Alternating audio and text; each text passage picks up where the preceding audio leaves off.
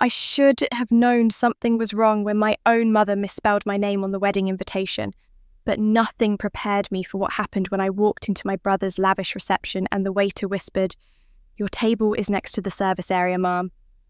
Table 14, hidden behind kitchen doors, surrounded by clattering dishes and the smell of reheated food.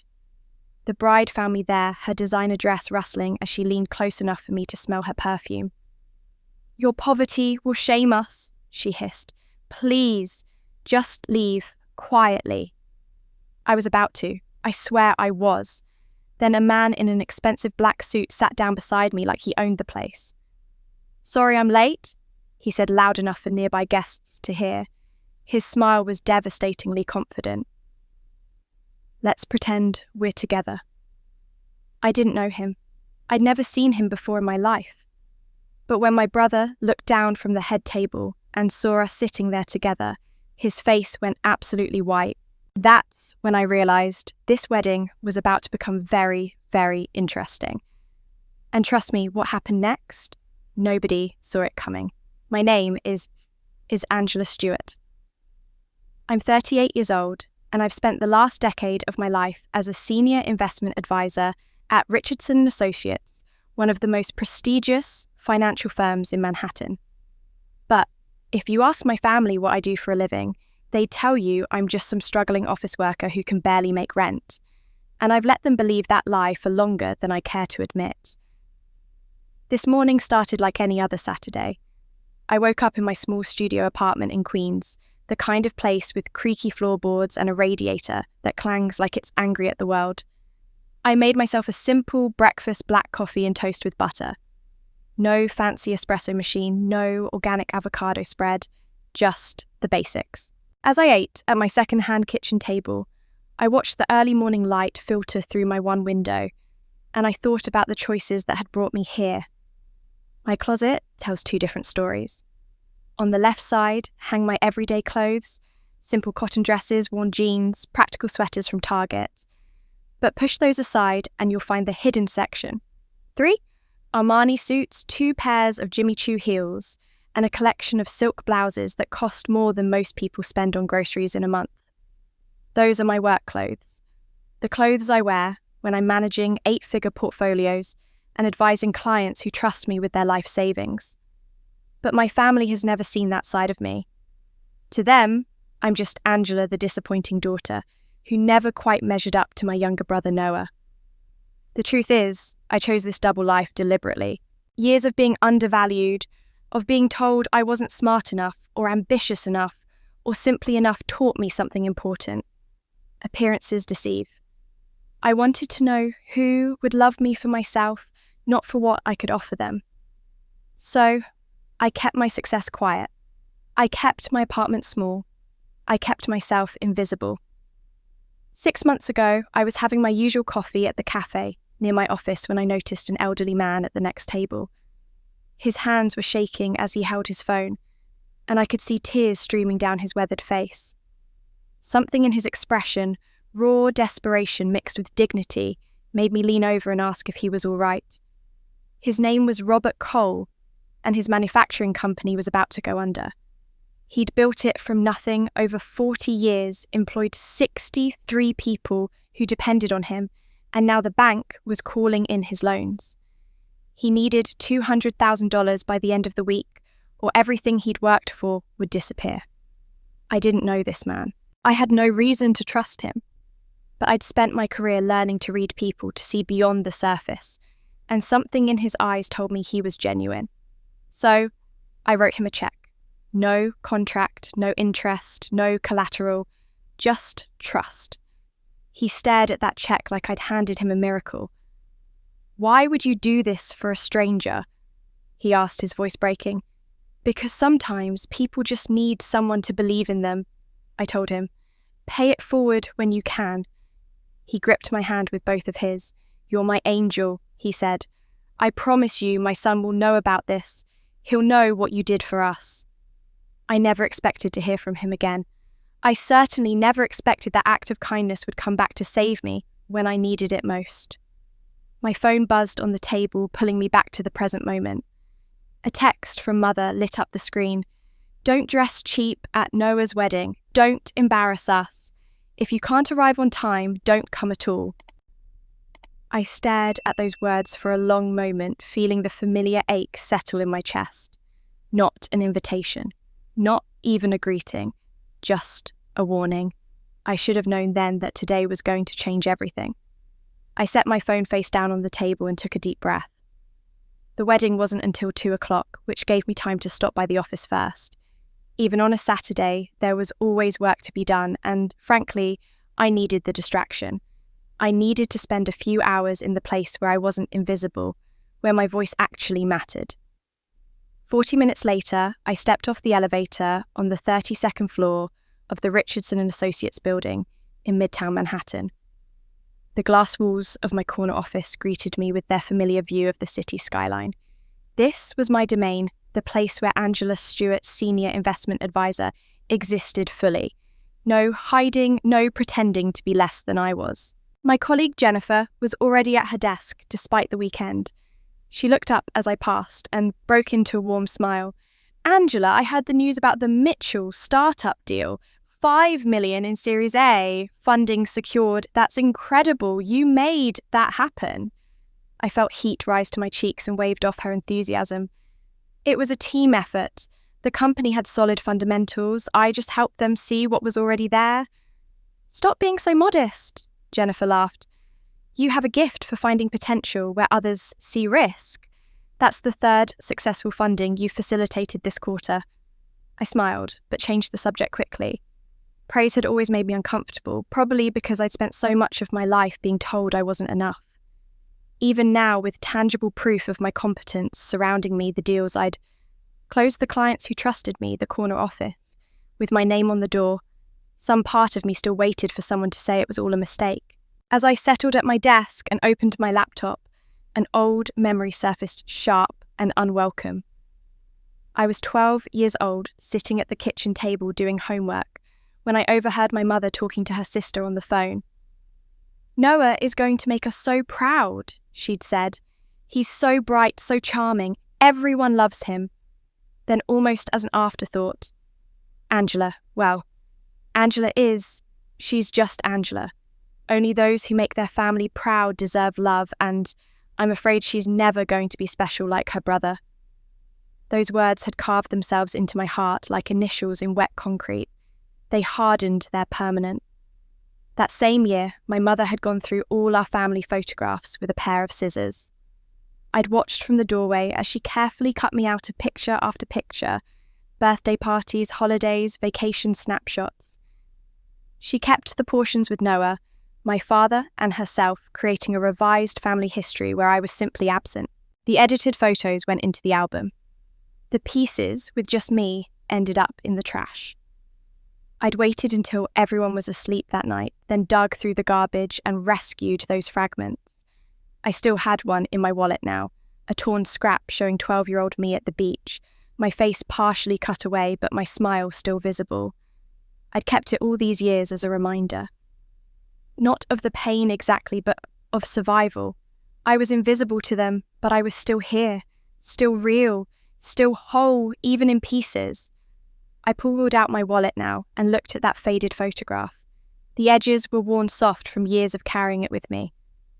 Sometimes I needed this reminder that I had endured worse than a dismissive text message.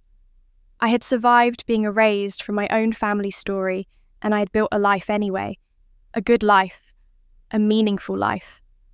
My fingers moved unconsciously to the bracelet on my wrist, delicate gold links with a small jade pendant. It had belonged to my grandmother, my ba, the only person in my family who had ever truly seen me. She was Vietnamese, my mother's mother, and she had this way of looking at you that made you feel like you were the most important person in the world. Con, ko chai team nhan ho, she used to tell me. You have a kind heart. That is worth more than anything else, Angela. More than being pretty, more than being smart, more than making people proud. A kind heart that is true value. Ba had died when I was 16, and I'd worn her bracelet every single day since. When my mother had asked me what I wanted from Ba's belongings, She'd seemed surprised I chose such a simple piece of jewellery. "There are more valuable things," she'd said, but she didn't understand. This bracelet was priceless because Bar had worn it, because her love was woven into every link. Bar always said I had a kind heart, and that was enough for her. It had to be enough for me too. I touched the jade pendant, now feeling its smooth surface warm against my skin. "I wish you were here today, Bar," I whispered to the empty office. "I wish you could tell me if I'm doing the right thing going to this wedding. If I'm brave or just foolish." My computer chimed with an incoming email interrupting my thoughts. I clicked it open absently, expecting work correspondence, but instead found myself staring at a digital copy of Noah's wedding invitation. My brother must have asked someone to forward it to me, since I apparently couldn't be trusted with a physical copy that might get lost. The invitation was elegant cream cardstock, with gold embossing announcing the marriage of Noah Stewart to Madison Vanderberg. I scanned the details. I already knew the venue, the time, the dress code. But then my eyes caught on something that made my breath stop. There, in the formal guest list, was my name, Angela Stewart. Not Stewart, Stewart. I stared at that single letter, that deliberate misspelling of my own surname, the name I shared with my brother, with my father, the name that should connect me to this family. Someone had typed my name wrong. Or rather, someone had decided my name wasn't important enough to get right. This wasn't a typo. This was erasure. And suddenly, I understood exactly what today was going to be. I sat there staring at that misspelled name until my vision blurred. Then, I did the only thing that made sense. I called Sarah. Sarah Chen had been my closest friend since college, back when we were both broke students, sharing ramen and dreams. She was the only person in my life who knew everything: the successful career, the family dysfunction, the deliberate choice to keep those two worlds separate. If anyone could help me figure out what to do next, it was her. She picked up on the second ring. "Please, tell me you're calling to say you've come to your senses and you're not going to that wedding." Despite everything, I almost laughed. "Good morning to you too." "Angela, I'm serious. You don't need to prove anything to these people. They don't deserve you showing up, putting on a brave face and pretending everything is fine when they treat you like you're nothing." I looked down at the misspelled invitation still glowing on my screen. "I'm not trying to prove anything, Sarah. I'm just refusing to disappear anymore. There's a difference." There was a long pause on the other end of the line. When Sarah spoke again, her voice was softer. "Okay, tell me what you need." "I need you to tell me I'm not crazy for going." "You're not crazy. You're braver than I would be." She sighed. "But Angela, promise me you'll leave the second it gets too painful. Promise me you won't let them break you again." "I promise, I said, though we both knew I wasn't sure I could keep it. "Oh, before I forget," Sarah added, her tone shifting, "that Mr. Cole. You helped 6 months ago, the one with the manufacturing company. He called my office trying to reach you yesterday. Apparently your work number goes to voicemail on weekends and he didn't have your personal cell." My stomach tightened. "What did he want?" "He said his business has recovered and he wanted to repay your kindness. He sounded pretty insistent about it, actually. Very grateful. I have his number if you want to call him back." "No," I said immediately. "I didn't help him for payback. Tell him if he calls again that seeing his company survive is payment enough. Tell him to use whatever money he wanted to give me to help someone else who needs it. You're too good for this world, you know that." "I just remember what it feels like when someone believes in you," I said quietly. "That's worth more than any repayment." After we hung up, I sat in my office for another 20 minutes gathering my courage. Then I went home to get ready. Standing in front of my closet, I faced the same choice I always did: which version of myself to present to the world. My hand hovered over the designer section, the Armani, the Valentino, the clothes that announced success and demanded to be taken seriously. It would be so easy to walk into that wedding in a $1,500 dress and show them exactly who I'd become. But that wasn't what today was about. I pulled out a navy blue dress instead, elegant, but understated the kind of thing you could find at any department store. It had clean lines and hit just below the knee, appropriate and forgettable. Exactly the kind of thing they'd expect from me. As I got dressed, I caught sight of my Patek Philippe watch on the dresser, a gift I'd bought myself when I made partner at the firm. $23,000 of rose gold and precision engineering. I'd worn it every day for 2 years, a private reminder of how far I'd come. I took it off and placed it carefully in its case. From the back of my drawer, I pulled out my old Casio digital watch, the one I'd worn in college with its scratched plastic face and faded band. It still worked perfectly. I fastened it around my wrist, and something in my chest settled. This was right. I wasn't going to this wedding to prove I was successful. I was going to prove I was still here, still myself, regardless of whether they chose to see me. I thought about Noah as I finished getting ready. My little brother, who'd called me last month, bursting with excitement about his tech startup, landing its first 3 clients. He'd talked for 20 minutes about his business plan, his dreams, his vision for the future, and I'd listened with genuine pride. He was only 32, but he had ambition and drive. Part of me hoped he'd make it big, hoped he'd find the success and happiness he'd always been groomed to achieve. But another part of me, the part that remembered every time he'd stayed silent when our mother dismissed me, every family dinner where he'd laughed along with jokes at my expense, every moment he'd accepted the golden child treatment, without question, that part of me wondered if he'd ever once thought about defending me. Probably not. When you're raised being told you're special, you rarely question why others are told they're not. I was applying the last touch of lipstick when my apartment buzzer rang. I frowned. I wasn't expecting anyone. When I got downstairs, the building's delivery manager handed me an elegant box wrapped in the signature orange of Heiress. "This just came for you, Miss Stewart. Courier service." I carried it back upstairs with trembling hands.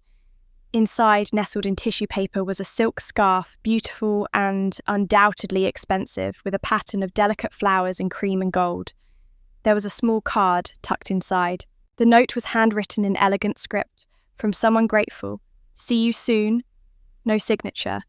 No return address. I held that scarf in my hands, my mind racing through possibilities. Missed Cole. But Sarah had only spoken to him yesterday, and I'd declined through her. This seemed too quick, too coordinated. The words, "see you soon," echoed in my mind. Whoever had sent this knew where I lived, knew I'd be somewhere they'd see me soon, knew, perhaps, that I was going to a wedding today. I looked at the clock. It was time to leave. As I locked my apartment door and headed toward the subway, my mind drifted back to the first time I'd met Madison Vanderberg. It had been 3 months ago, a Sunday afternoon in early spring, when Noah had called and asked if I could come to our parents' house for what he called a special family dinner. I should have known something was different from the moment I walked in. My mother had set the dining room table with her best china, the Wedgwood set that usually only came out for holidays. The house smelled of roasted chicken and fresh flowers. My father was wearing a jacket instead of his usual weekend cardigan. Everything had been staged for an important occasion. Then, Noah walked in with her. Madison Vanderberg was 28 years old, though she carried herself with the polished confidence of someone much older. She had that specific kind of beauty that came from generations of good genes and expensive maintenance honey blonde hair that fell in perfect waves, flawless skin, a slim figure wrapped in a cream cashmere sweater that probably cost more than my monthly rent. Everything about her screamed old money and careful cultivation, but it was her eyes that I noticed first.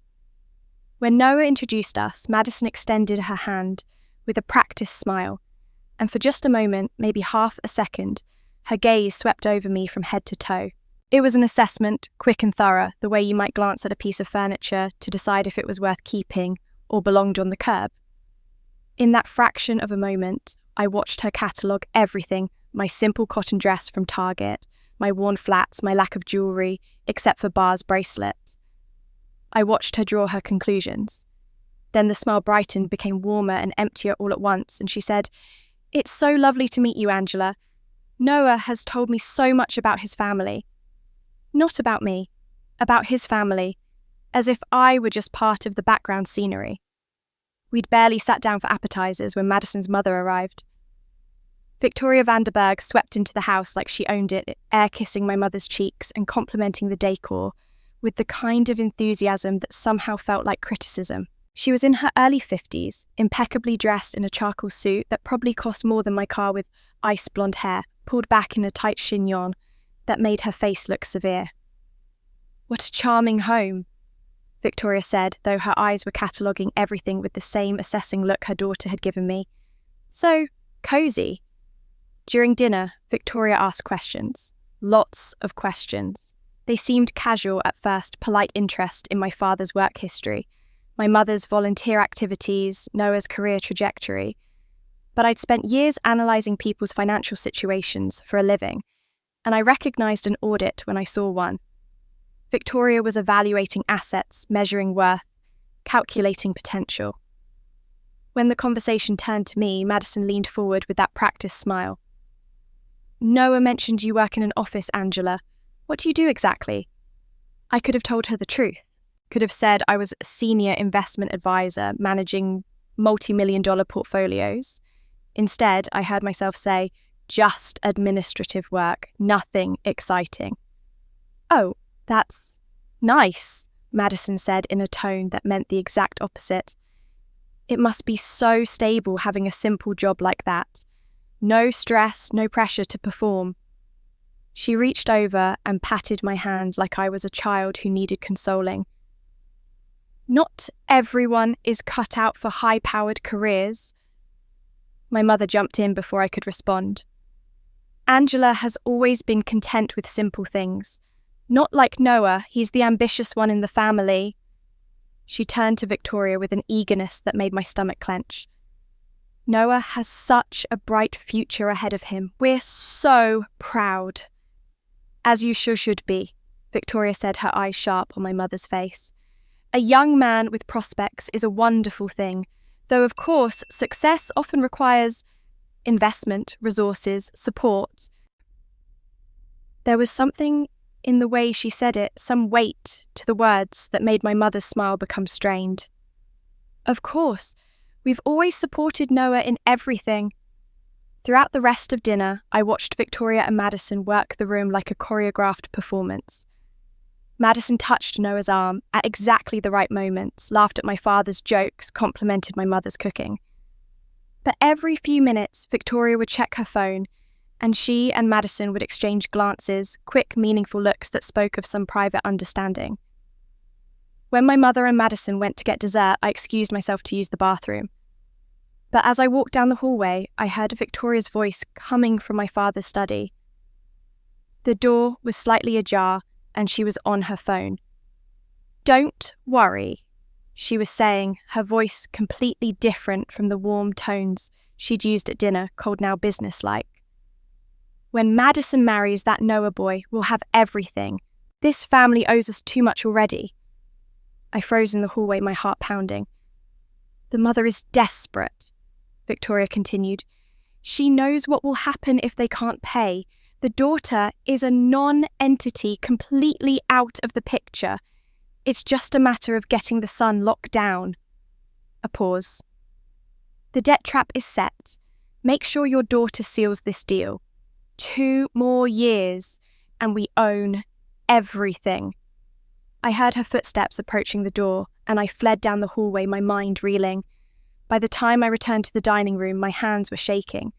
I tried to tell myself I'd misunderstood, that I was being paranoid. But now, 3 months later, as I emerged from the subway near the wedding venue, I understood exactly what I'd heard that night. My family owed the Vanderbergs something. Something big enough that my mother had been willing to sell my brother to pay for it. And, today, Madison was going to collect. The Riverside estate was exactly the kind of venue that screamed old money and careful taste. Sprawling gardens led up to a historic mansion with white columns and floor-to-ceiling windows that overlooked the Hudson River. Luxury cars lined the circular driveway, Mercedes, BMWs, the occasional Tesla. I felt distinctly out of place arriving by subway and walking the last 3 blocks in my sensible flats. I took a deep breath and climbed the stone steps to the entrance where 2 uniformed attendants stood checking guests against a list. The woman closest to me looked up with a professional smile that faltered slightly when she took in my appearance. "Good afternoon. Welcome to the Stuart van der Berg wedding. Your name, please?" "Angela Stewart." She scanned her tablet, frown scrolled again. The smile became more fixed. "I'm sorry I don't see you on the VIP guest list. Let me check the general seating." More scrolling, more frowning. "Ah, here you are. But there's no designation here. Are you a distant relative? A family friend?" Something hot and sharp twisted in my chest. "I'm the groom's sister." Her eyes widened slightly. "Oh, well, I'm so sorry, there must be some mistake in the system. It just says Angela Stewart with no relationship noted." That misspelling again, now haunting me in person. "Let me get someone to escort you to your table." A young man in a black vest appeared and gestured for me to follow him. We walked through the main entrance into a breathtaking ballroom. Crystal chandeliers, cream, and gold decor, hundreds of white roses in towering arrangements. Round tables draped in ivory linens filled the space, each one marked with elegant calligraphy table numbers. We walked past table 1, where I glimpsed place cards with my parents' names. Past table 2, where I recognised some of Noah's college friends. Past tables 3, 4, 5, close to the front near the wedding party, the important people. We kept walking, past table 10, past 11, 12. The young man led me all the way to the back corner of the ballroom, where the elegant decor seemed to stop trying quite so hard. Table 14 sat directly beside a service door, partially hidden behind an ornamental screen that didn't quite hide the kitchen entrance behind it. I could hear the clatter of dishes, the sharp voices of catering staff coordinating last-minute preparations. The smell of reheating food wafted through every time the door swung open. This was the table they'd saved for the groom's sister. "Here you are," the young man said with forced cheerfulness. "Can I get you anything to drink?" "No, thank you." My voice came out steadier than I felt. He left quickly, probably relieved to return to guests who mattered. I stood there for a moment, taking in my surroundings. Table 14 was the most isolated in the entire room. The nearest occupied table was at least 15 feet away. From here, I could barely see the head table where Noah and Madison would sit. I was quite literally as far from the family as it was possible to be, while technically still attending the wedding. I pulled out a chair and sat down, my hands trembling slightly as I smoothed my dress. Through the decorative screen, I could see into the main ballroom, the beautiful people in their beautiful clothes, laughing and greeting each other with air kisses and champagne glasses. From their perspective, I was invisible behind this screen. From mine, I could watch everything while being fundamentally separate from it. The service door swung open, and a waitress rushed past, nearly colliding with my chair. "Oh, sorry, didn't see you there. Are you supposed to be sitting this close to the kitchen? That seems wrong." "Apparently, it's exactly where I'm supposed to be," I said quietly. She gave me a sympathetic look and hurried on. I was reaching for my water glass when I heard voices approaching, female voices, laughing and chattering. Through a gap in the screen, I saw Madison and her bridesmaids walking past, all of them stunning in their matching champagne-coloured dresses. Madison's voice carried clearly. "See exactly where she belongs. I told the planner to seat her there specifically." One of the bridesmaids giggled. "That's kind of savage, Mads." "It's practical," Madison said airily. "She looks appropriate for that area. Besides, I couldn't risk having her in the wedding photos. Can you imagine in that dress?" More laughter fading as they moved away toward the front of the ballroom. I sat very still, my water glass halfway to my lips. It wasn't rage I felt in that moment. It was something colder, clearer. This wasn't an oversight or an accident. This was calculated. They had deliberately placed me here, not just far from the family, but in a location specifically designed to humiliate, close enough to see everything. I was excluded from isolated enough to feel my insignificance positioned by the kitchen, like I was staff rather than family, and they were enjoying it. That was what made my chest tighten and my hands clench.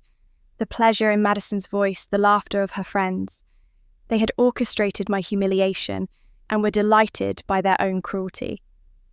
My fingers found Bar's bracelet, turning it absently on my wrist. I thought about what she would say if she were here. Probably something wise about dignity, about not letting others determine your worth. But Bar had never had to sit at table 14 while her own family celebrated her erasure. I could leave. I could stand up right now, walk out of this beautiful prison and go home. Preserve some dignity, refuse to be part of this spectacle. Part of me desperately wanted to do exactly that, but another part of me, the part that had survived being cropped out of family photos, the part that had built a successful career while being dismissed as a failure, the part that had learned to know her own worth, even when no one else did, that part refused to run. They wanted me to disappear. That was the whole point of Table 14.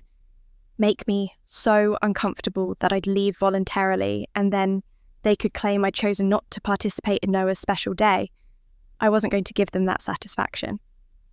I took a sip of water and straightened my spine. I would sit at this table. I would attend this wedding. I would witness my brother make what I was increasingly certain was a terrible mistake. And I would do it all while refusing to shrink or hide or vanish. I was still here. I was still real. Even if they couldn't see me, I could see myself. Just as I was settling into this resolution, steeling myself for the hours ahead, I heard footsteps approaching my isolated corner. A man's voice, deep and confident, spoke behind me. "Excuse me, is this Angela Stewart's table? I'm running late." I turned around and my carefully constructed composure nearly shattered. Standing there in an impeccable black suit with a face I had never seen before in my life was quite possibly the most striking man who had ever spoken to me. And he was looking at me like he knew exactly who I was. For a moment, I couldn't speak. The man standing before me was probably in his mid-30s, tall and lean, with dark hair and the kind of face that suggested both intelligence and something harder to name, integrity maybe, or determination. His black suit was clearly bespoke, cut to perfection, and when he moved to pull out the chair across from me, there was an ease to his movements that spoke of someone completely comfortable in his own skin. "I'm sorry," I managed. "I think there's been some mistake. This is just my table and I wasn't expecting Ethan Cole," he said, extending his hand with a slight smile. "And yes, this is exactly where I'm supposed to be, though I apologise for running late. Traffic from the city was worse than I anticipated." I shook his hand automatically, my mind racing. Ethan Cole. The name sparked something in my memory. Wasn't that the last name of Mr.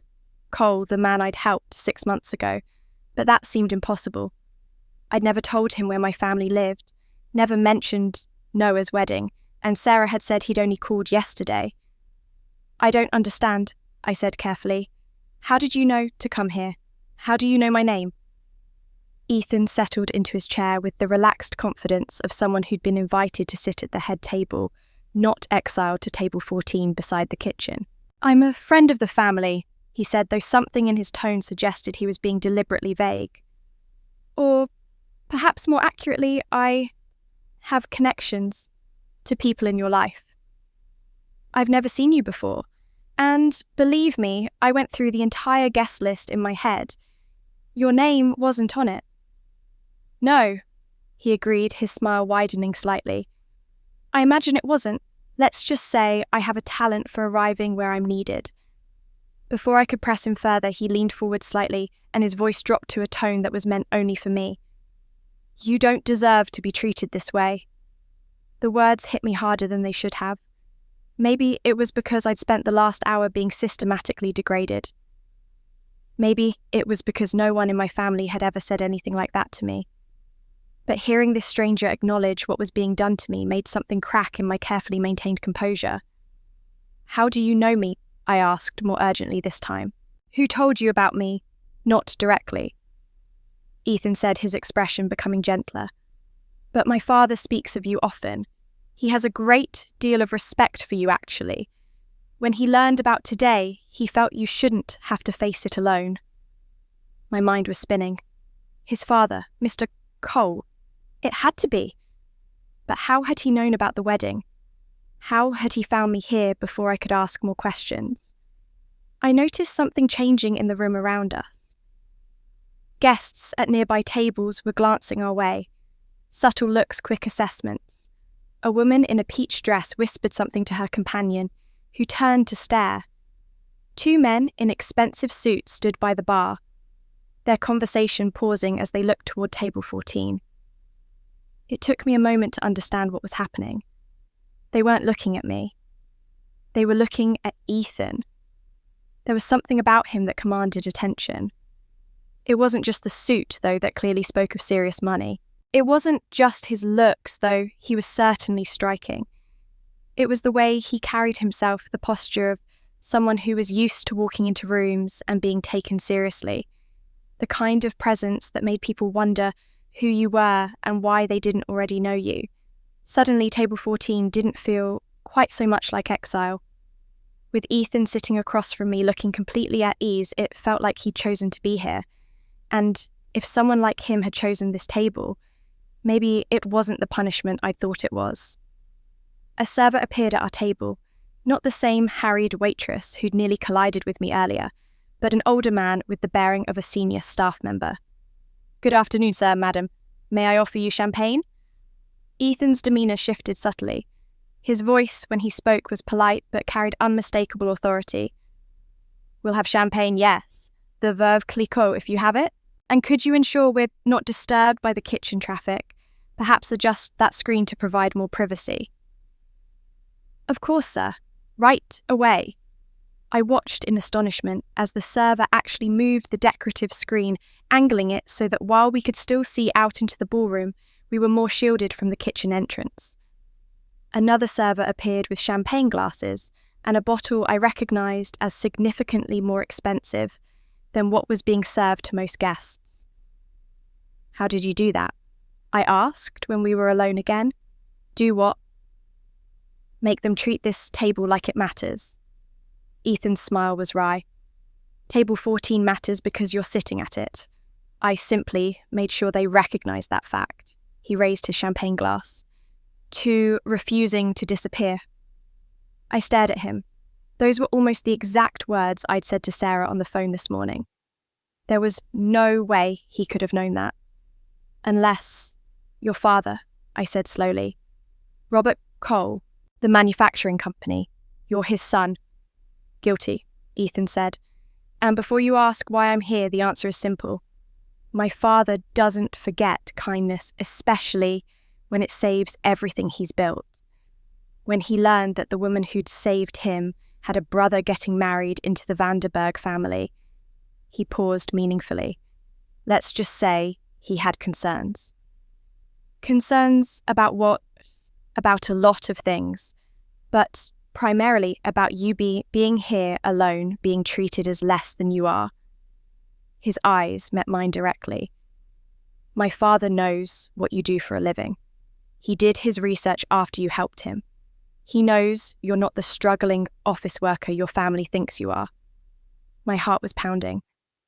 "He told you to come here to this wedding. He suggested it would be a good idea for someone to ensure you weren't mistreated." I agreed.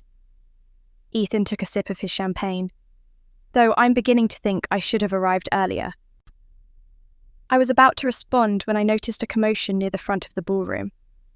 The pre-ceremony music was supposed to start in a few minutes, but something had disrupted the carefully planned timeline.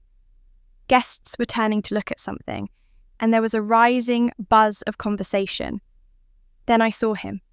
Noah, in his tuxedo, had stood up from where he'd been greeting guests near the head table.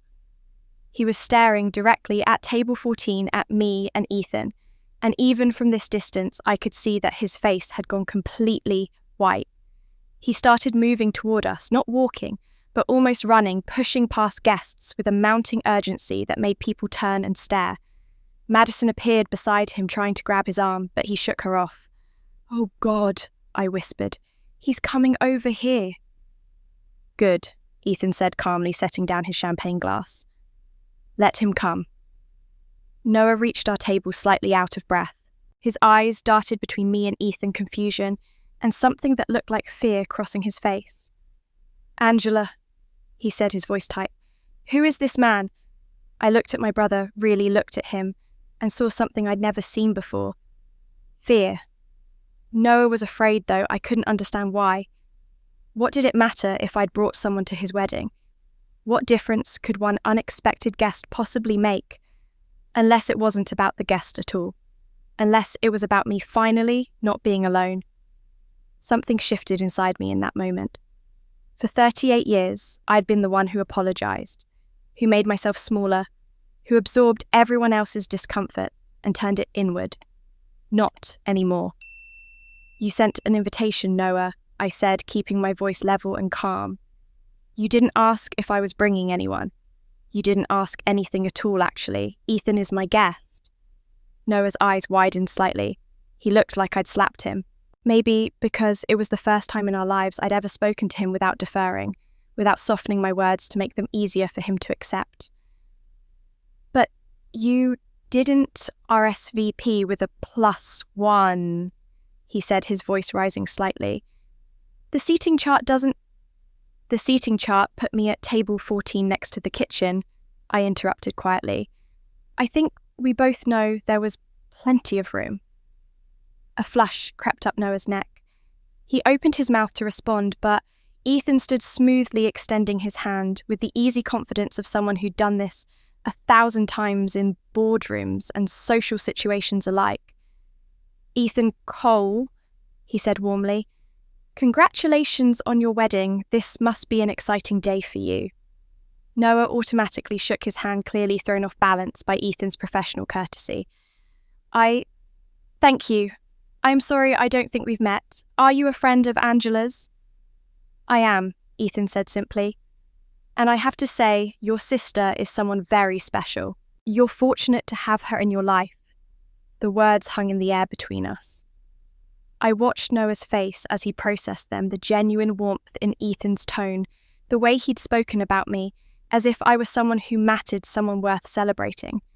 It was such a foreign concept that Noah literally didn't seem to know how to respond.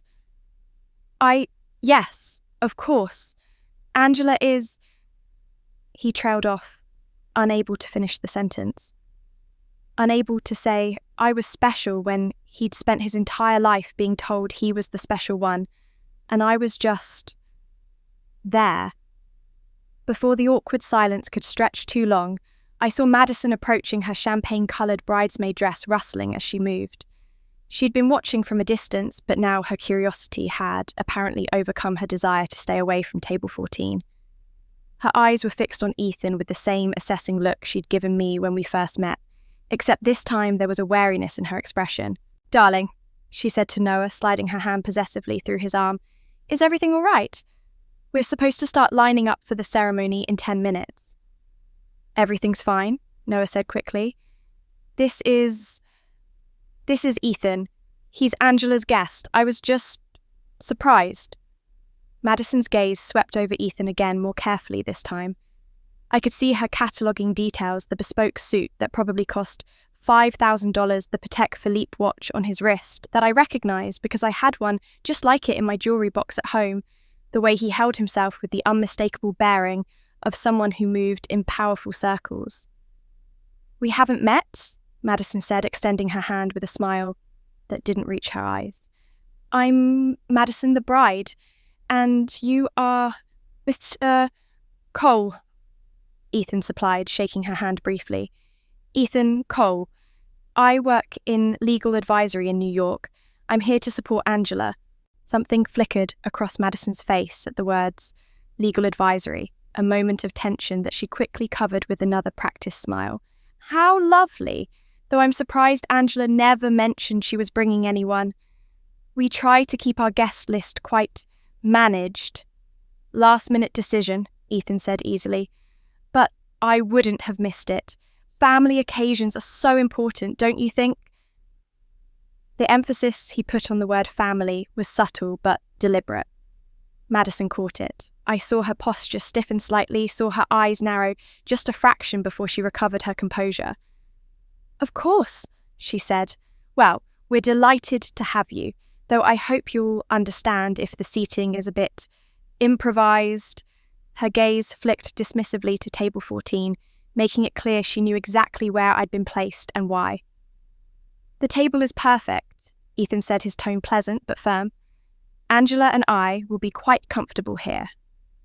Madison's smile became more forced. She leaned closer to Noah, whispering something I couldn't hear, but I saw his expression tighten.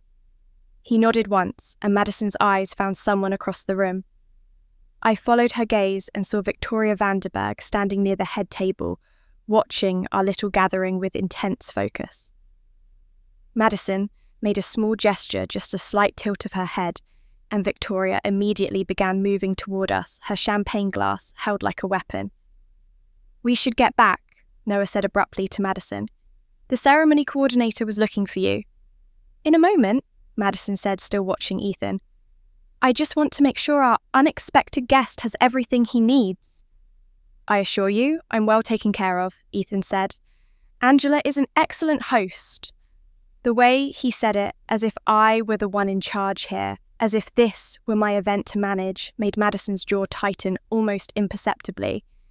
She was used to being the centre of attention, the one who controlled narratives and social dynamics. Having someone at her wedding who refused to acknowledge her authority must have been profoundly unsettling.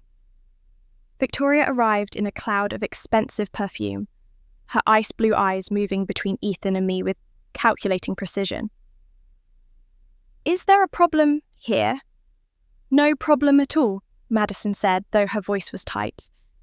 Just meeting Angela's friend. Mother, this is Ethan Cole. He works in legal advisory in New York. Victoria's expression didn't change, but I saw something flash in her eyes, recognition maybe, or concern. Cole, she repeated, and you're here with Angela. That's right, Ethan said pleasantly. Victoria's gaze shifted to me, and for just a moment I saw raw assessment there. She was recalculating something, adjusting some plan I couldn't see. Then she smiled, though it looked more like baring teeth. How unexpected, she said. Angela, you really should have let us know you were bringing someone. We could have arranged better seating. This seating is fine, I said, finding my voice stronger than I expected. We're perfectly comfortable here. Victoria's eyes lingered on me for another long moment, then she touched Madison's arm. Darling, we really do need to start getting you ready. The ceremony needs to begin on time. Madison nodded, but she looked back at Ethan one more time. Enjoy the ceremony, Mr. Cole. I hope you find it illuminating. There was something in the way she said it that felt like a warning or a threat. Then she and Victoria swept away Noah, trailing behind them, like a man being led to his execution rather than his wedding. As soon as they were out of earshot, I let out a breath I didn't know I'd been holding. That was enlightening. Ethan finished settling back into his chair. He looked at me with an expression that was equal parts concern and determination. They're rattled. That's good. Why would they be rattled by you being here? Ethan leaned forward, his voice dropping so low that only I could hear him. Are you ready to learn the truth about this wedding? Because nothing here is what you think it is. Before I could respond to Ethan's ominous words, a couple approached our table. The woman was in her 50s, elegant in a navy dress. Excuse me, she said with a warm smile. I'm Caroline Bennett, a friend of the Vanderberg family. You must be Noah's sister. I blinked in surprise. Yes, I'm Angela. Noah mentioned you work in investment management at Richardson & Associates. That's a top-tier firm. Just like that, I was no longer invisible. With Ethan beside me, suddenly I was Angela Stewart, investment advisor, someone worth knowing. 3 more people came by in the next 10 minutes, asking for my card, wanting investment advice, curious about Noah's successful sister. When we finally had a moment alone, Ethan was watching me with a slight smile. Better than table 14 deserves, isn't it? I don't understand what's happening, I admitted, because I'm here and they're curious about who I am. In being curious about me, they're forced to acknowledge you. He took a sip of champagne. Though you deserve their attention regardless of who's sitting beside you. Before I could respond, he gestured subtly toward the head table. Notice anything interesting? I watched Victoria and Madison. Victoria checked her phone constantly every few minutes with anxious frequency. Madison sat beside Noah playing the blissful bride, but when she thought no one was watching, her expression changed. She looked at Noah with cold calculation, not love. She watches him like she's evaluating an investment, I said slowly. Exactly, Ethan said grimly, because to her, he is an investment. A server passed by with champagne glasses, stumbled slightly, and splashed champagne near the head table. Madison turned immediately, her face transforming into something ugly. You stupid girl! Madison's voice cut across the room. Look what you've done. 3 years you've worked for us and you're still incompetent. The server, a woman in her early 50s with greying hair, knelt to clean it, her face flushed with humiliation. Something in me snapped. I walked over and crouched beside her. Let me help. Madison stared at me like I'd grown a second head, then walked away without a word. When the floor was clean, the server looked at me with tears in her eyes. Thank you. I'm Rosa. I've worked Vanderberg events for 3 years. I'm used to how they treat staff. She glanced around nervously, then leaned closer.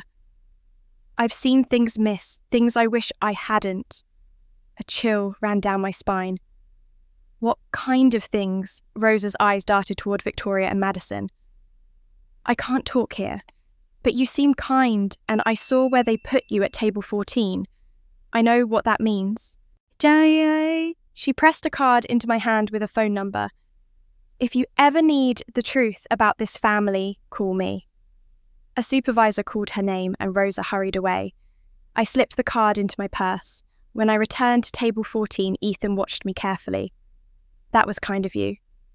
She didn't deserve to be treated that way. My father's company almost went under, as you know, Ethan said quietly. For 6 months, we went from respected to avoided. People we thought were friends stopped returning calls. It taught us who we really were when we had nothing. He met my eyes. You showed my father kindness when he had nothing to offer in return. No contract, no guarantee. Just trust. That's why I'm here. When my father learned what family you came from, what you were walking into today, he felt you shouldn't face it alone. Before I could ask what he meant, there was a commotion near the ceremony entrance. The wedding coordinator spoke urgently to guests. Ladies and gentlemen, we're going to have a slight delay. The bride needs more time. Please continue enjoying cocktails. Murmurs spread through the room. Something in the coordinator's tense expression suggested this wasn't just about makeup. I need to use the restroom, I said to Ethan. I made my way toward the hallway, but as I rounded a corner near a service corridor, I heard voices low and urgent, Victoria and my mother. I pressed myself against the wall, hidden by flowers, and listened. You promised me this would work, my mother said desperately. You said if Noah married Madison, the debt would be forgiven. And it will be, Victoria replied coldly, once the ceremony is complete. But your son seems distracted today. That sister of yours brought someone. Angela. She's nobody. Then why did she bring a lawyer? Why is Ethan Cole sitting at her table? My blood ran cold. How did Victoria know Ethan's full name? I don't know who he is, my mother said. Angela never tells us anything. Well, you'd better find out, because if there's any interference with this marriage that $500,000 you owe me comes due immediately, and we both know you can't pay it. $500,000. My mother owed Victoria Vanderberg $500,000, and my brother's wedding was the payment plan. I couldn't breathe. The corridor felt like it was closing in on me, the air thick and suffocating. $500,000. My mother had sold my brother to pay off a debt to the Vanderbergs, and I'd spent years thinking she just didn't love me enough when all along she was trapped in something far worse than I'd imagined. Victoria's voice continued still cold and measured. The ceremony will proceed as planned. Madison knows what to do. Once they're legally married, we'll have access to everything. His accounts, his startup, all of it. The prenuptial agreement ensures that. But what if he finds out? My mother's voice was small frightened. What if someone tells him what we've done? Who would tell him? You certainly won't. Not if you want to keep your house. And that daughter of yours doesn't know anything. Victoria paused, and I could hear the cruel smile in her voice. You've done an excellent job keeping her in the dark all these years. Invisible, irrelevant, exactly where she needs to be. The words struck like physical blows. All those years of being cropped out of photos, dismissed at family dinners, told I wasn't special. It hadn't just been casual cruelty. It had been strategic. My mother had made me invisible to protect something, though I couldn't yet understand what. I did what you told me to, my mother said, her voice breaking. I kept the inheritance quiet. I never told Angela about the will. I made sure no one knew she had anything worth taking. My heart stopped. The inheritance. Bar's inheritance. Good, Victoria said. Because if your creditors had known about that money, they would have come after it. By keeping Angela looking poor and insignificant, you protected those assets. Smart. Though, I suppose now that Noah is married to Madison, we'll need to consider how to access that inheritance eventually too. The pieces were falling into place like shards of broken glass, each one cutting deeper. My grandmother had left me money, enough money, that it mattered that it could have paid off my mother's debts. But instead of telling me, instead of asking for help, my mother had hidden it from everyone. She'd made me look like a failure, kept me small and insignificant, to protect assets she planned to use herself. No, not to use herself. To hide from Victoria's reach. But that meant Victoria didn't know about the inheritance either. My mother had been playing a desperate game trying to protect at least something from the Vanderbergs' predatory grasp while sacrificing my brother to save herself. The debt will be forgiven once the marriage is consummated and the legal transfers are complete, Victoria was saying.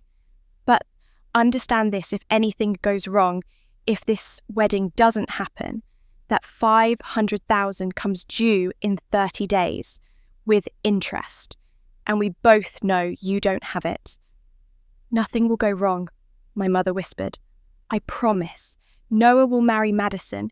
Everything will go according to plan. I heard footsteps, Victoria walking away, her heels clicking sharply on the marble floor. Then my mother's softer steps moving in the opposite direction, and the sound of quiet crying that faded as she went. I stood frozen behind the flower arrangement, my mind racing. My father had died 3 years ago. I remembered the funeral, remembered my mother's grief, but I'd been so wrapped up in my own career, my own life, that I hadn't paid attention to the financial aftermath. I'd offered to help with expenses, but she'd waved me off, said insurance had covered everything. I'd believed her because it was easier than pushing, easier than forcing my way into a family that had made it clear I didn't belong. But there had been no insurance, or not enough. And somehow, in her desperation, my mother had ended up in debt to Victoria Vanderberg, a woman who clearly made a business of trapping desperate people and extracting everything they had. My brother was about to marry into a family of predators, and he had no idea he was the prey. The question was, what was I going to do about it? I took a shaky breath and stepped away from my hiding place, my legs unsteady. I needed to get back to Ethan, needed to tell him what I'd heard, needed to figure out how to stop this disaster before it was too late. But as I turned toward the main corridor, I stepped into shadow near a service door, and suddenly a hand touched my shoulder. I gasped and spun around, my heart hammering. Ethan stood there in the dim hallway, his expression grave. "You heard it too, didn't you?" For a moment, I couldn't speak. He'd followed me. He'd heard the same conversation, witnessed my family's shame and desperation laid bare. "How long were you standing there?" I managed to ask. "Long enough." His hand was still on my shoulder, warm and steady. "I'm sorry, Angela. I'm sorry you had to learn it this way." "You knew." It wasn't a question. "That's what you meant when you said nothing here is what I think it is. You knew my mother owed them money." My father's investigation uncovered the debt, yes. He was concerned about what the Vanderbergs were planning, so he asked me to look into their financial dealings. Ethan's voice was gentle but firm. "They have a pattern, Angela. This is what they do. They find vulnerable people, loan them money at predatory rates, and then use that leverage to take everything. Your mother isn't their first victim. She won't be their last unless someone stops them." "Noah," I whispered. "He doesn't know. He thinks Madison loves him." "No, he doesn't know. And your mother isn't going to tell him, not when her house is on the line, not when she's this deep in their trap." I looked up at Ethan, this man I'd met less than an hour ago, who somehow knew more about my family's secrets than I did. "Why are you really here? What does your father want from all this?" "He wants to help you," Ethan said simply. "When he realized what you were walking into, he couldn't stand by and do nothing. You saved him when he had nothing. He's trying to return the favor. By exposing my family's shame, by revealing that we're broke and desperate, by giving you the truth." Ethan's hand dropped from my shoulder, but he didn't step back. "What you do with that truth is up to you.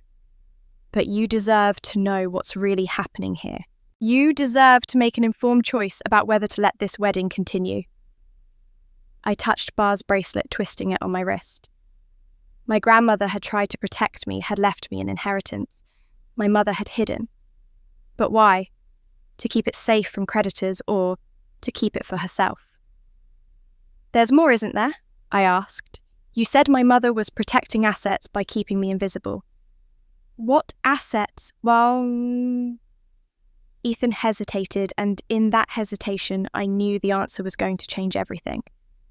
"Your grandmother's will left almost everything to you, Angela. Not to your mother, not to Noah, to you." The words hung in the air between us like a verdict I wasn't ready to hear. My grandmother had left everything to me. The woman who'd been systematically erased from family photos, dismissed as insignificant, treated as invisible. I was the heir. Not Noah, the golden child, me. "That's not possible," I whispered. "My mother said Bar left nothing. She said everything went to settle estate costs." "Your mother lied." Ethan's voice was gentle but firm. "Come with me. We can't talk here." He led me down the corridor to a side door that opened onto a private balcony, overlooking the Hudson River. The late afternoon sun cast golden light across the water, and the sounds of the wedding reception faded behind us. Out here, I could finally breathe. "How much?" I asked, gripping the balcony railing. "How much did she leave me?" "Enough to have paid off your mother's debt 3 times over," Ethan said quietly. "A little over $1 million in investments and property. The will was filed with probate court 3 years ago when your grandmother died.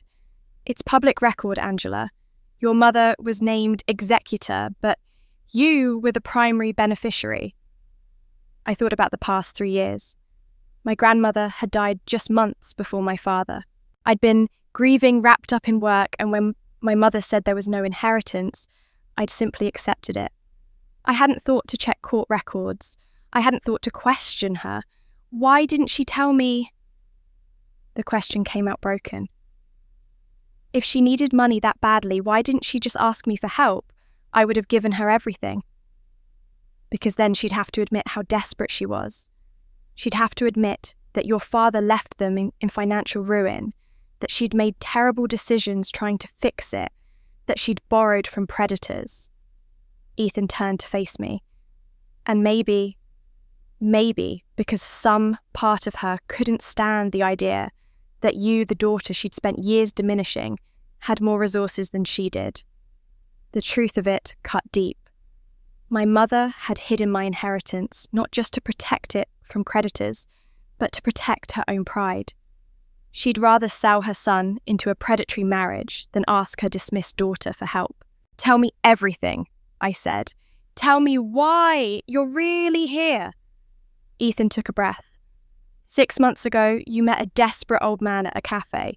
His manufacturing company was failing, and he needed $200,000 to save it. You wrote him a check. No contract, no interest, no collateral. Just pure trust in a stranger." My heart was pounding. "Mr. Cole? Robert Cole?" "My father," Ethan confirmed. "He never forgot what you did. When his company recovered, he wanted to repay you, but you disappeared. He spent months trying to find you, and when he finally did, he learned something interesting. The woman who'd saved his life, the angel who'd shown him kindness when he had nothing, was the sister of Noah Stewart. The same Noah Stewart who was about to marry Madison Vanderberg." "And that worried him," I said slowly, "because he knew about the Vanderbergs?" My father's company wasn't the first they'd targeted.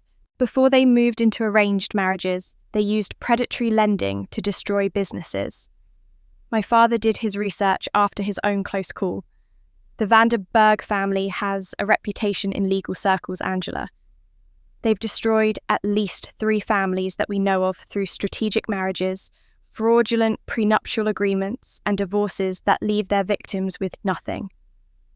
I felt sick. Madison and Victoria have done this before. Victoria primarily. Madison is her weapon of choice, beautiful, charming, perfectly trained to target vulnerable men from families with assets. Ethan's expression was grim.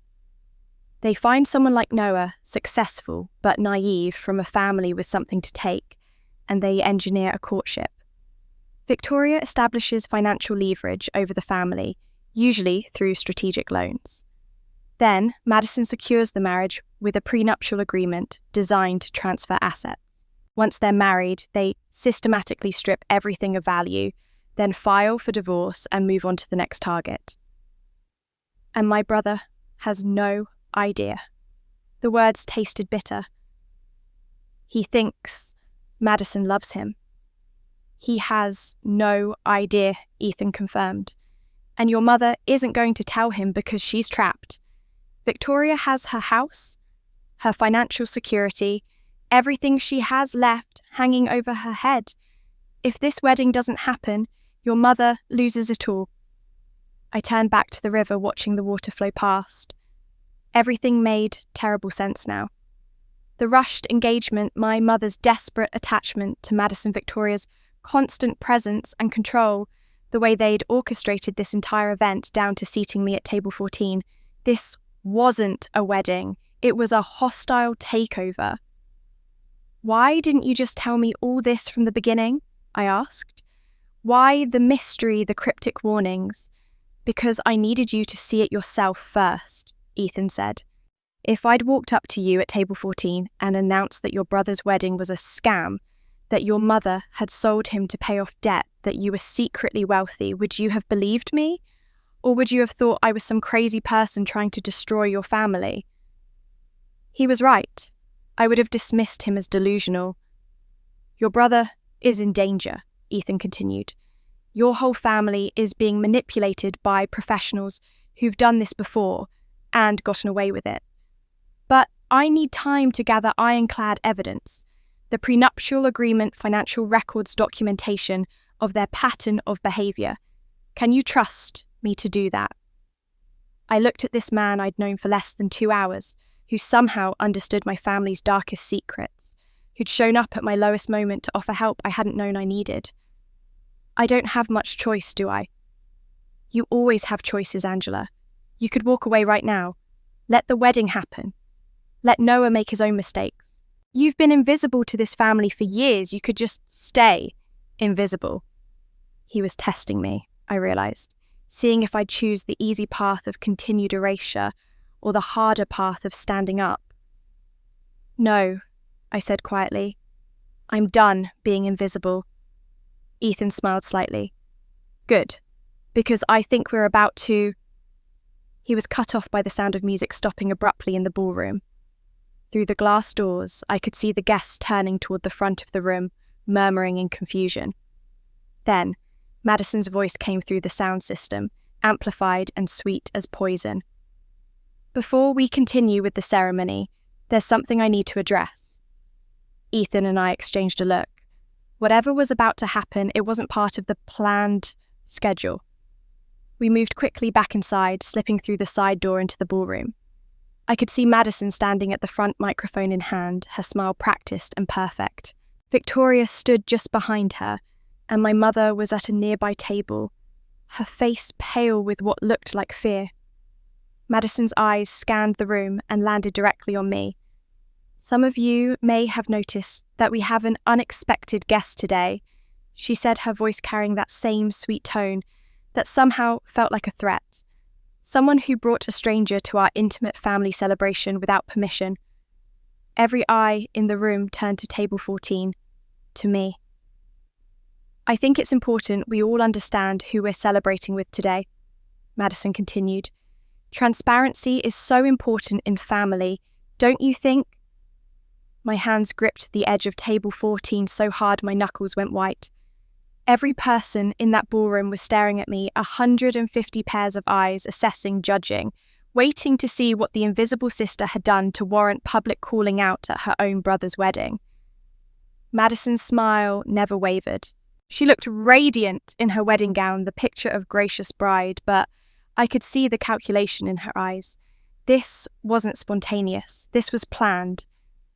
I believe in honesty and openness. Madison continued, her voice sweet as honey and just as sticky. So I think we should address the elephant in the room. Today is a celebration of love and family, but someone here... She paused delicately. Someone decided to bring an uninvited stranger without consulting the bride or groom, without even having the courtesy to RSVP with a +1. The whispers started immediately rippling through the crowd like a wave. I could hear fragments of conversation. Who would do that? How rude. At someone's wedding...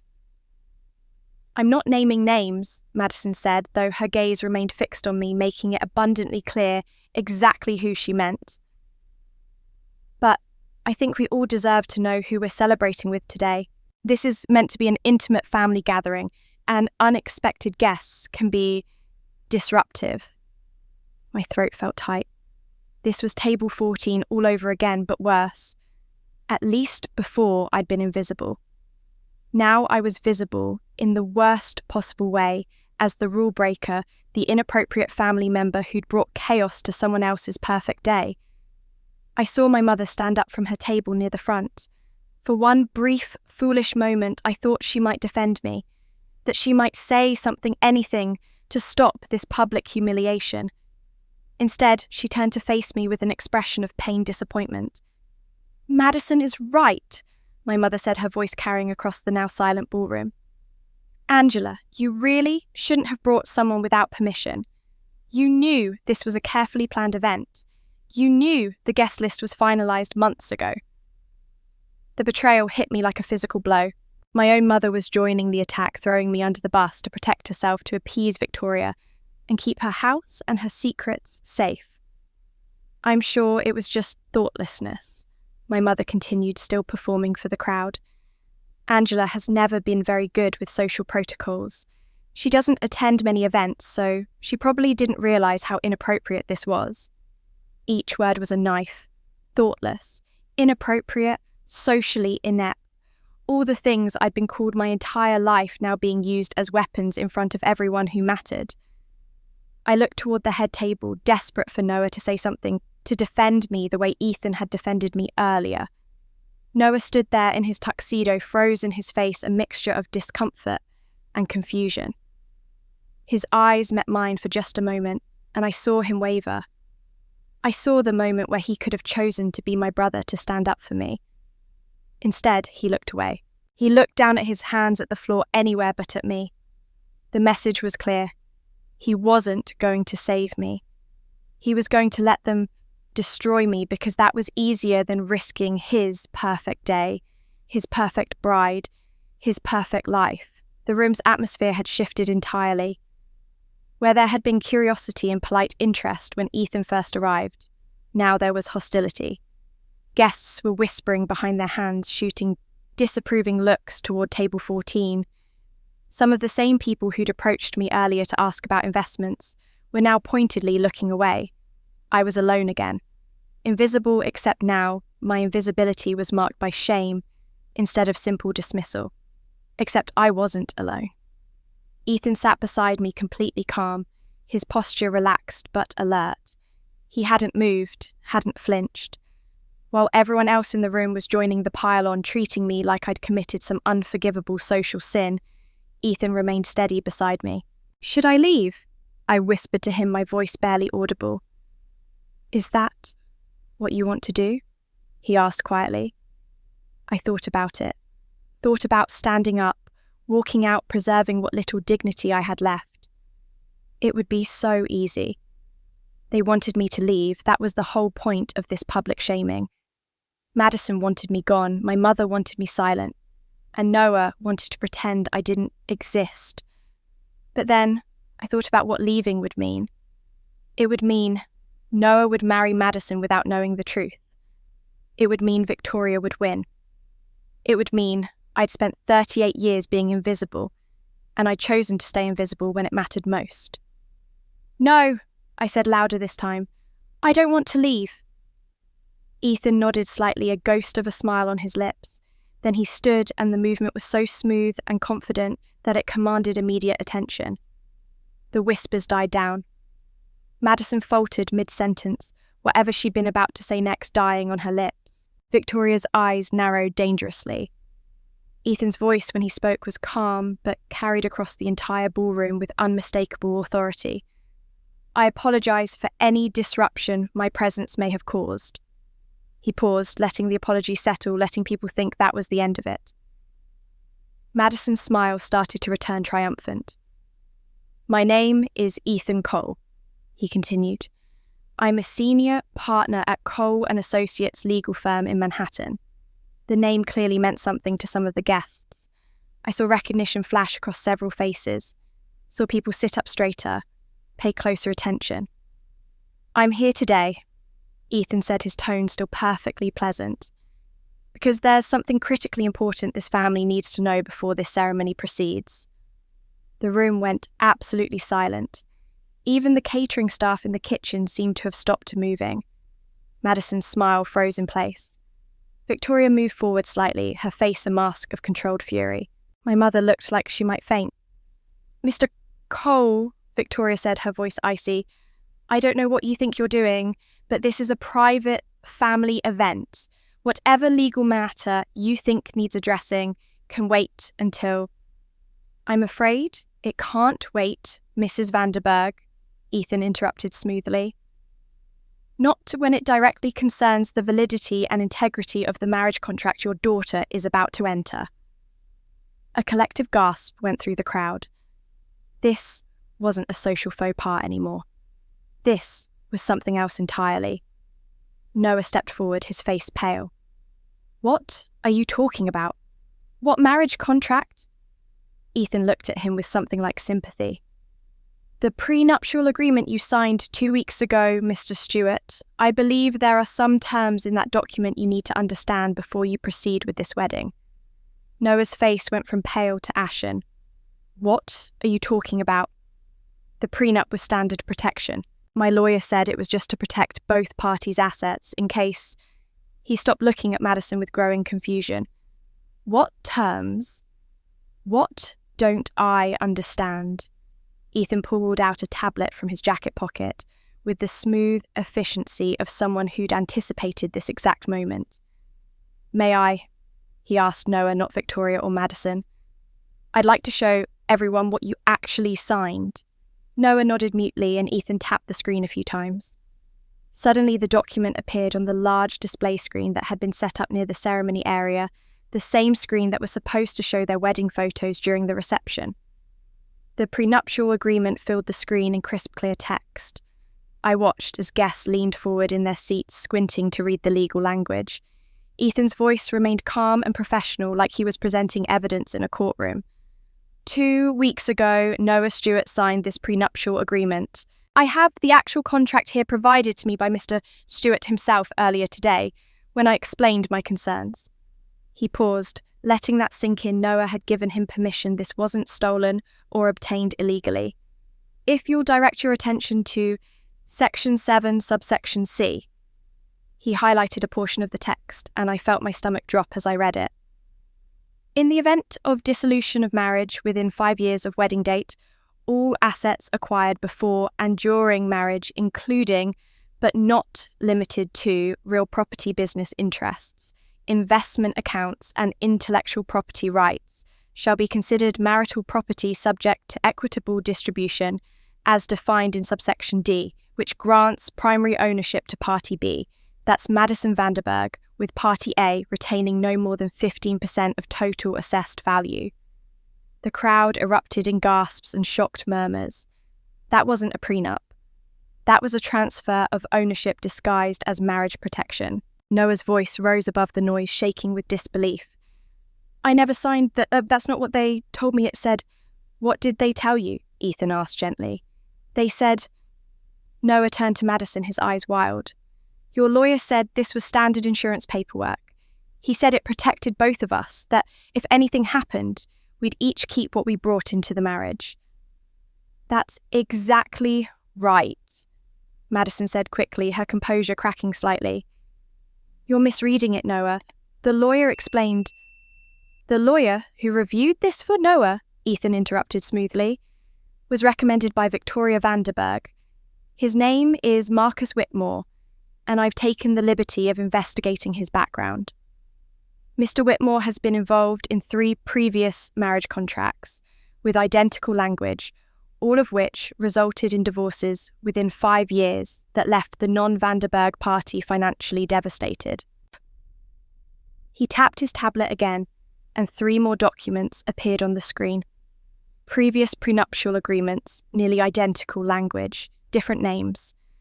Beside each one, Ethan had placed news articles about the subsequent divorces and financial ruin of the men involved. This isn't a standard prenuptial agreement, Ethan said, his voice hardening slightly. This is a systematic wealth transfer mechanism. The lawyer who presented it to Noah deliberately misrepresented the terms. That's not forgery. Noah's signature is genuine, witnessed and notarized properly. But it's legal misconduct of the highest order. The lawyer knew exactly what he was doing when he told Noah this document meant something other than what it actually says. I watched Victoria's face turn from pale to flushed red. Her hands were clenched at her sides, and I could see her struggling to maintain composure. This is slander. Victoria's voice cut through the murmuring crowd. How dare you come to my daughter's wedding and make these accusations? Where did you even get these private documents? This is a gross violation of... Noah gave me permission to review his copy of the prenuptial agreement, Ethan said calmly. When I approached him an hour ago with concerns about his upcoming marriage, he voluntarily provided the document for legal review. Everything I'm showing you now was obtained with his full consent and cooperation. Noah was staring at the screen like he was seeing it for the first time. I didn't know, he whispered. I trusted them. Madison, you said your family's lawyer was doing us a favor by handling the paperwork for free. You said it would make things easier. It was supposed to make things easier. Madison's voice had lost its honey-sweet quality and taken on an edge of desperation. This is all just a misunderstanding. Ethan Cole, or whatever your name is twisting the language to make it sound worse than it is. Noah, darling, you have to trust me. Trust you? Noah's voice broke. You're telling me to trust you when there's a contract here that says, if we divorce in the next 5 years, you get everything I own, everything I've built, my startup, my investments, everything. That's not. Madison looked to her mother for help. Victoria stepped forward, and her mask of sophisticated civility had completely fallen away. What remained was cold calculation and barely controlled fury. Mr. Cole, I don't know what game you think you're playing, but I can assure you that you've made a serious mistake coming here today and interfering in private family matters. This ceased being a private family matter when 3 previous families were destroyed by identical schemes, Ethan replied evenly. I have documentation of every case. I have testimony from previous victims. I have evidence of a pattern of predatory behaviour spanning over a decade. The ballroom had descended into chaos. Guests were on their phones, some taking pictures of the screen, others clearly texting or making calls. I saw several men in expensive suits huddled together, lawyers probably analysing what they were seeing. The wedding coordinator stood frozen by the ceremony entrance, her clipboard hanging forgotten at her side. My mother had sunk into her chair, her face buried in her hands. She knew this was over. The wedding, she'd sacrificed everything for the marriage she'd arranged to pay off her debt. It was all falling apart in real time, and I felt nothing but relief. Victoria's voice rose above the noise, shaking with rage. Enough! I will not stand here and listen to these lies, these accusations. She turned sharply, scanning the room. Security, security, where are you? 2 men in black suits appeared from near the entrance. Actual security guards, not just venue staff. Victoria pointed directly at our table. Remove these people from my daughter's wedding immediately. They're trespassing. They're causing a disturbance. They need to leave right now. The security guards started moving toward us, pushing through the crowd of seated guests. I felt my heart hammering in my chest. We were about to be thrown out, just like Madison had wanted all along. Except now, it wasn't just quiet invisibility, it was public ejection after exposing the Vanderbergs' scheme. Ethan remained perfectly calm. He turned to Noah, who was still standing at the front, looking lost and betrayed. Mr. Stewart, Ethan said clearly, do you want me to leave? Do you want to proceed with this marriage without understanding what you're signing? Noah stood frozen at the front of the ballroom, his face a mask of confusion and pain. I watched him desperately, hoping he would say something, anything. That he would tell security to stop, that he would demand answers, that he would finally just once in our entire lives choose me. But his mouth opened and closed without sound. He looked at Madison, then at me, then back at the prenuptial agreement still displayed on the screen. I could see him paralysed by indecision, trapped between the truth he was being shown and the fantasy he'd been living. The security guards reached our table. One of them, a broad-shouldered man with a neutral expression, spoke to Ethan in a low voice. "Sir, ma'am, I'm going to have to ask you to leave the premises." "Noah," I said, my voice breaking. "Please, just listen to what Ethan has to say. You deserve to know." "Just go, Angela." My mother's voice cut across the room, sharp and desperate. She'd stood up again, her face blotchy with tears and rage. "Just go, you've embarrassed us enough. You've always been jealous of Noah, and now you're trying to ruin the happiest day of his life." The words struck like physical blows. Jealous, ruining, always the problem, never the solution. The security guard's hand closed gently but firmly around my upper arm. "Ma'am, please, come with me." I looked at Noah one last time. His eyes met mine for just a second, and I saw everything I needed to see. Guilt, yes. Confusion, absolutely. But not enough courage to stand up for me. Not enough strength to demand the truth over comfortable lies. He looked away. The guard began walking me toward the exit, and I had no choice but to go with him. Ethan was being escorted by the second guard, his expression calm, but his jaw tight with frustration. We moved through the crowd of guests who parted, like we were contaminated their faces, a mixture of shock, pity, and judgment. I heard the whispers as we passed. Can you believe she would do that at her own brother's wedding? So inappropriate. I heard she's always been the difficult one. The same people who'd approached Table 14 earlier to ask about investments, who'd been curious and interested. When Ethan's presence made me visible, now they couldn't look at me. Or worse, they looked at me with the same dismissive pity I'd seen my entire life. We reached the ceremony arch, that beautiful structure of white roses and trailing ivy that Noah and Madison were supposed to walk through as husband and wife. As I passed beneath it, something inside me broke. My fingers found Bar's bracelet, the delicate gold links that had been my only constant connection to unconditional love. I unclasped it from my wrist for the first time. In over 20 years, held it in my palm, felt its familiar weight. I tried, Bar. I whispered so quietly that only I could hear. I really tried to belong. I tried to be enough for them. But I wasn't enough. I had never been enough. And trying to be seen had only made the rejection more painful than quiet invisibility ever was. The security guards escorted us through the venue's ornate lobby and out the front doors onto the stone steps. The late afternoon sun was harsh after the soft lighting of the ballroom. I could hear the muffled sounds of chaos still unfolding inside raised voices, someone crying the buzz of 100 shocked conversations. "I'm sorry, Mum," the guard said, not unkindly, "but you'll need to leave the property entirely." He and his colleague waited until we descended the steps and moved onto the sidewalk. Then they returned inside, probably to deal with the disaster we'd left behind. The moment they were gone, my legs gave out. I sank down onto a low stone wall that bordered the estate's gardens, the bracelet still clutched in my hand. Everything I'd tried to do, when Noah exposed the truth, protect my brother from predators, it had all ended with me being thrown out like garbage. "Angela." Ethan sat beside me, his voice gentle. "I failed," I whispered. "Noah is still in there. Madison is still going to marry him. Victoria is still going to take everything. And my mother..." I couldn't finish the sentence. My mother had chosen her debt, her house, her pride over her own daughter, again. "You didn't fail," Ethan said firmly. "You told the truth. What Noah does with that truth is his choice." "His choice is to let them throw me out." I laughed bitterly.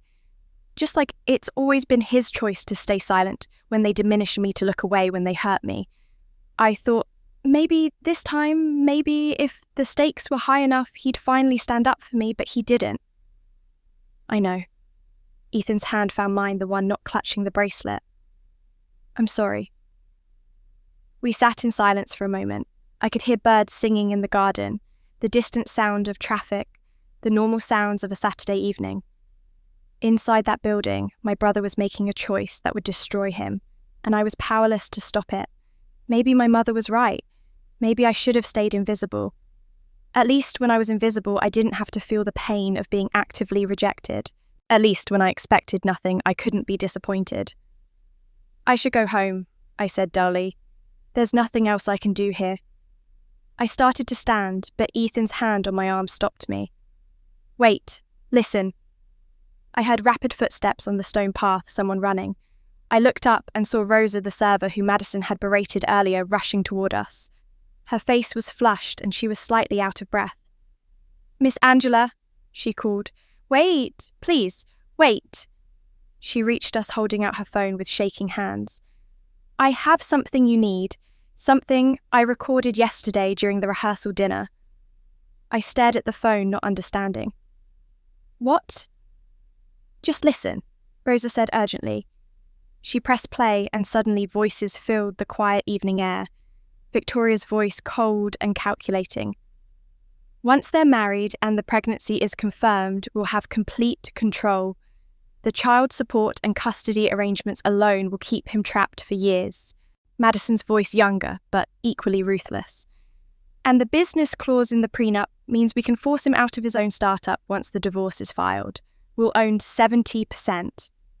Victoria again. "Exactly. This is the biggest payout we've had yet. The mother's debt is just the beginning."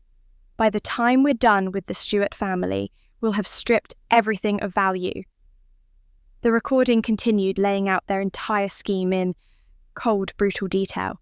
Rosa looked at me with fierce determination. I've worked for them for 3 years. I've watched them do this before. I couldn't stay silent anymore. I stared at the phone in Rosa's hands, the recording still playing. Madison's voice continued discussing custody arrangements and financial devastation with the casual tone of someone planning a business merger, not a marriage. The best part is he'll never see it coming, Madison said on the recording, and I could hear the smile in her voice. He thinks I'm in love with him. He actually believes I chose him for who he is, not what he has. Victoria's laugh was cold. They always do. That's what makes it so easy. Rosa stopped the recording and sat down beside me on the stone wall. Her hands were still shaking. I'm sorry you had to hear it like this, but you need to know what they're planning. How did you record this? Ethan asked, leaning forward. Yesterday was the rehearsal dinner, Rosa explained. I was serving drinks on the terrace. They didn't even notice me. They never do. Staff are invisible to people like the Vanderbergs. She looked at me with understanding. I know what it's like to be invisible, Miss Angela.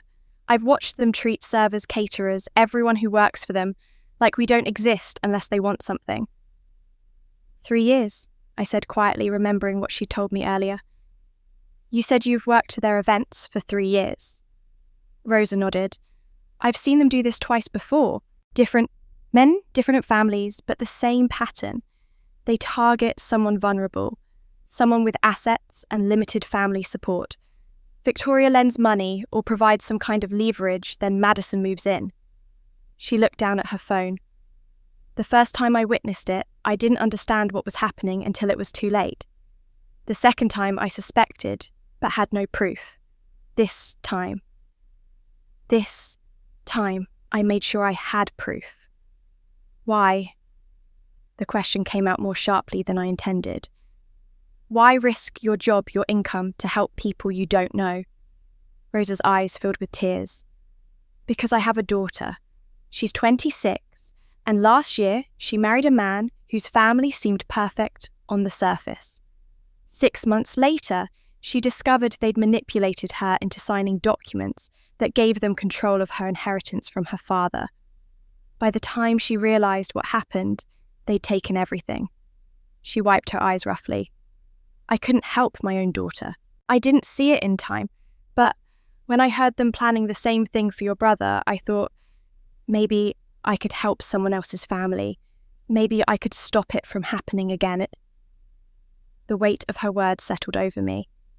Here was a woman who'd lost her job security, who'd put herself at risk, who'd done what my own mother couldn't or wouldn't do, stand up for what was right even when it was hard. Thank you, I whispered. Rosa, thank you. She squeezed my hand. What are you going to do? That was the question, wasn't it? I had evidence now. Concrete proof of Victoria and Madison's intentions. But I'd just been thrown out of the wedding. Noah had stood there silent while security removed me. My mother had called me jealous and told me I was ruining everything. What was I going to do? I looked down at Bar's bracelet still clutched in my other hand. For 22 years, I'd worn this every single day as a reminder that someone had loved me, that someone had seen value in me when no one else did. But suddenly I realised something Bar's love hadn't made me valuable. I'd always been valuable. Her love had just been the mirror that showed me what was already true. I'd spent my entire life being invisible to my family. And in that invisibility, I'd learned something. They never had to learn how to validate myself, how to build worth from within instead of seeking it from others, how to stand up even when no one was standing with me. They thought I was weak because I'd been silent. They thought I was broken because I'd been dismissed. But I wasn't weak.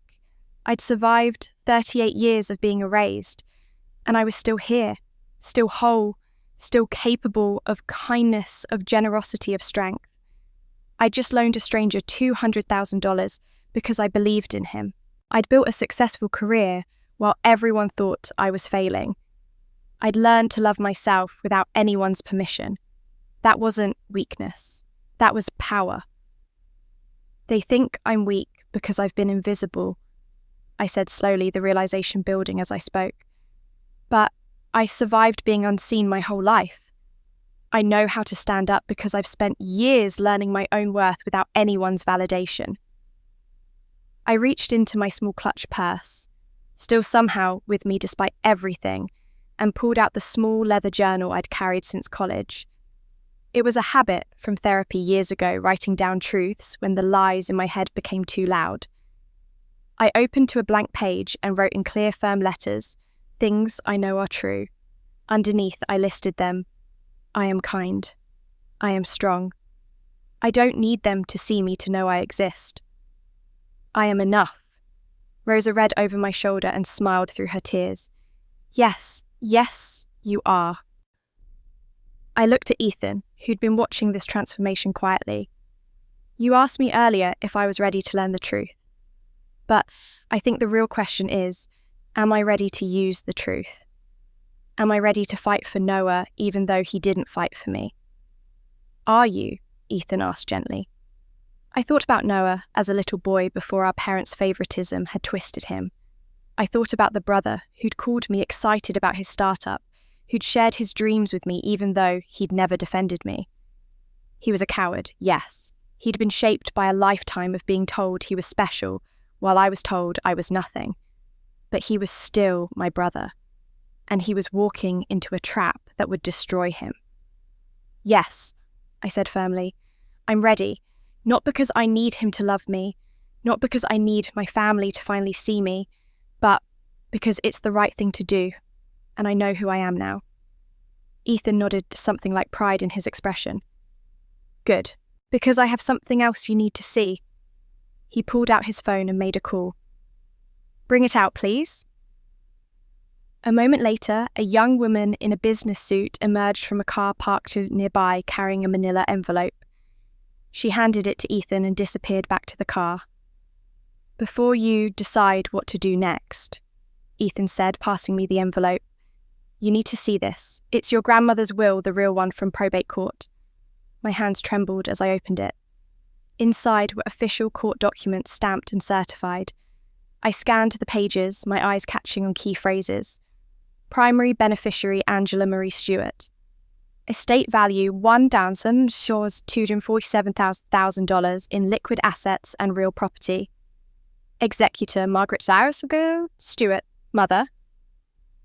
At the bottom was my grandmother's handwritten letter preserved as part of the official record.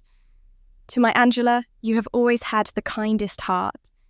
The world will try to make you small, but you are mighty. This inheritance is not to make you rich, but to give you freedom to be exactly who you are. Use it wisely. Use it to help others. And never let anyone tell you that you are not enough. You have always been enough. Love, Bar. I read it twice, 3 times, tears streaming down my face. My grandmother had known. She'd known I would need this, known that I would be dismissed and diminished. And she tried to protect me the only way she could. My mother had hidden this from me for 3 years. She'd let me think I had nothing while she sat on over $1 million that rightfully belonged to me. I looked up at Ethan. My mother lied to me about all of this. For 3 years. Yes, he said quietly. And now you have to decide what you're going to do about it. I sat there holding my grandmother's letter, reading her words over and over. You have always been enough. She'd known what my family would do to me. She'd known they would try to make me small, and she'd tried to give me the tools to resist them, to build a life on my own terms. But my mother had stolen that from me too. Not legally, the will was filed correctly, all the proper procedures followed. But she'd stolen it through lies, through deliberate deception, through letting me believe, for 3 years, that Bar had left me nothing. When did my mother access this money? I asked Ethan, my voice steadier than I felt. He consulted his phone, pulling up documents. According to the probate records, she transferred it into a trust account in your name immediately after your grandmother's death as legally required. But the trust has specific terms you are supposed to be notified of its existence and given access on your 35th birthday. He paused. You're 38 now, Angela. That money has been yours for 3 years and you never knew it existed. 3 years. 3 years of struggling to save for a better apartment, of carefully managing my finances, of living modestly because I thought that was all I could afford. Meanwhile, over $1 million sat in an account with my name on it, money my mother had kept secret while she arranged my brother's marriage to pay off her debts. Victoria doesn't know about this inheritance, I said slowly, the pieces clicking together. That's why she targeted Noah. She thought he was the heir to Bar's estate. Exactly, Ethan confirmed. My father's investigation revealed that Victoria did extensive research on your family. She found your father's obituary, found references to your grandmother's death, but when she searched probate records, she saw that your mother was executor and assumed the estate would have been distributed to your mother's children equally, which typically means the son gets priority in traditional families. So she thought Noah inherited money. I continued, money that would make him a valuable target. She lent my mother money, knowing my mother couldn't pay it back, then arranged for Madison to marry Noah, thinking she'd get access to his inheritance through the marriage. But the inheritance went to you, Rosa said softly. The invisible daughter. The irony was almost beautiful. Victoria Vanderberg, with all her calculating research and predatory planning, had targeted the wrong sibling. She dismissed me as worthless, as irrelevant, as someone who didn't even merit investigation. And in doing so, she had missed the fact that I was the one with actual resources. My mother had hidden my inheritance for 3 years, letting me think I was poor, while she sat on my money and planned to use it to pay off Victoria. She'd kept me invisible not just emotionally, but financially, erasing me from the family's asset calculations. But now I knew the truth, and I had to decide what to do with it. We need to go back in there, Ethan said, starting to stand. We can use this will as leverage, show Victoria that she's been chasing the wrong... Wait. I raised my hand and Ethan stopped mid-sentence. Let me think. He sat back down, watching me carefully. Rosa was quiet, beside me, giving me space to process. My whole life, people had decided things for me. My mother had decided I wasn't worth including in family photos. My father had decided Noah deserved more attention, more investment, more love. My family had decided I would be the invisible one, the forgettable one, the one who didn't matter. Even now, with the best intentions, Ethan was ready to decide my next move for me, to use my inheritance as leverage to plan the strategy to take control. But this was my life, my inheritance, my choice. My whole life, people have decided things for me, I said aloud. What I was worth, what I deserved, what role I would play. This time, I decide. You've given me evidence, Ethan. You've given me the truth, but how I wield it, that's my choice to make. Ethan's expression softened with understanding. You're right. I'm sorry. What do you want to do? I looked at the will in my hands, then at Rosa's phone, with its damning recording, then back at the venue where my brother was presumably still trying to salvage his wedding to a woman who planned to destroy him. What did I want? I wanted to save Noah despite his cowardice. I wanted to expose Victoria and Madison's predatory scheme. I wanted to confront my mother about 3 years of lies. But more than that, I wanted to do it on my terms. Not as the invisible daughter begging to be seen, not as the desperate sister trying to prove her worth, but as Angela Marie Stewart, a woman who knew exactly who she was and what she was capable of. I want to go back inside, I said firmly, but not to defend myself or prove I was right to bring you here. I'm going back to tell Noah the truth. All of it.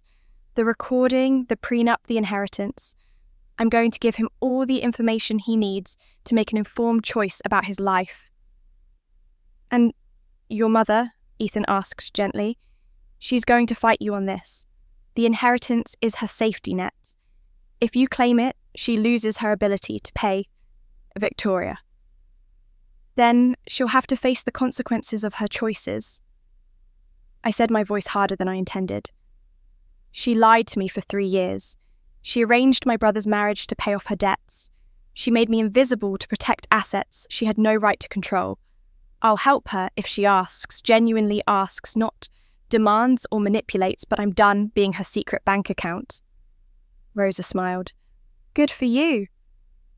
I stood up, smoothing my navy dress, and fastened Bar's bracelet back onto my wrist where it belonged.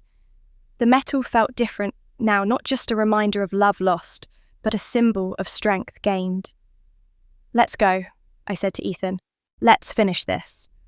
We'd barely taken 2 steps toward the venue entrance when we heard it shouting from inside the ballroom, Noah's voice rising above everything else. Stop! Don't do that! Then the unmistakable sound of glass shattering. Screaming. Chaos. We ran. We burst through the venue doors and into the lobby. The sounds of chaos were louder now, raised voices crying the sharp tones of argument. I could see wedding guests spilling out of the ballroom, some with phones to their ears, others clustered in groups whispering urgently. I pushed through the crowd with Ethan and Rosa behind me, my heart pounding. When I reached the ballroom entrance, I stopped short at the scene before me. The elegant wedding setup had descended into complete disorder. Tables were knocked askew, champagne glasses shattered on the floor, and in the centre of it all stood Noah, his tuxedo jacket discarded, his shirt untucked, holding what looked like legal documents in his shaking hands. Victoria stood across from him, her face flushed red, her carefully maintained composure completely shattered. Madison was beside her mother, and, for the first time since I'd met her, she looked genuinely frightened. You lied to me, Noah's voice carried across the ballroom, raw with betrayal. This whole marriage is a setup. You were never planning to build a life with me. You were planning to take everything I have. Noah, darling, please. Madison started, but he cut her off with a sharp gesture. Don't call me that. Don't pretend anymore. He held up the documents. I had someone review this prenuptial agreement. Someone who actually works for me, not for your mother. Do you know what he found? A man in his 40s stepped forward from the crowd. I recognized him from earlier, one of the lawyers who'd been watching Ethan's presentation. He must have stayed behind after we were ejected. My name is Richard Chen, the man said, addressing the room. I'm a contract attorney and a friend of Noah's from college. After Mr. Cole was removed, Noah asked me to review his prenuptial agreement independently. What I found constitutes legal fraud. The lawyer who presented this contract to Noah deliberately misrepresented its terms, and the document itself contains clauses that would transfer virtually all of Noah's assets to Madison Vanderberg in the event of divorce.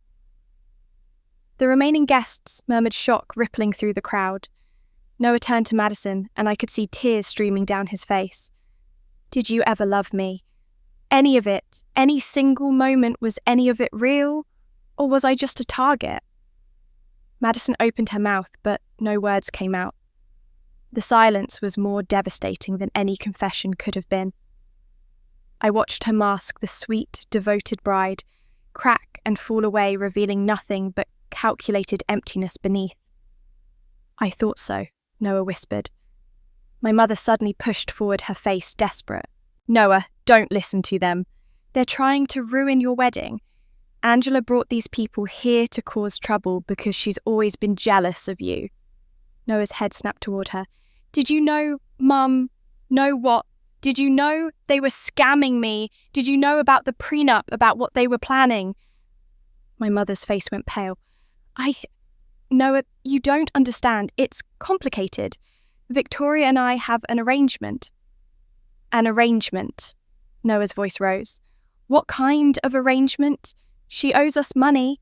Victoria cut in coldly, apparently deciding honesty was her only remaining strategy.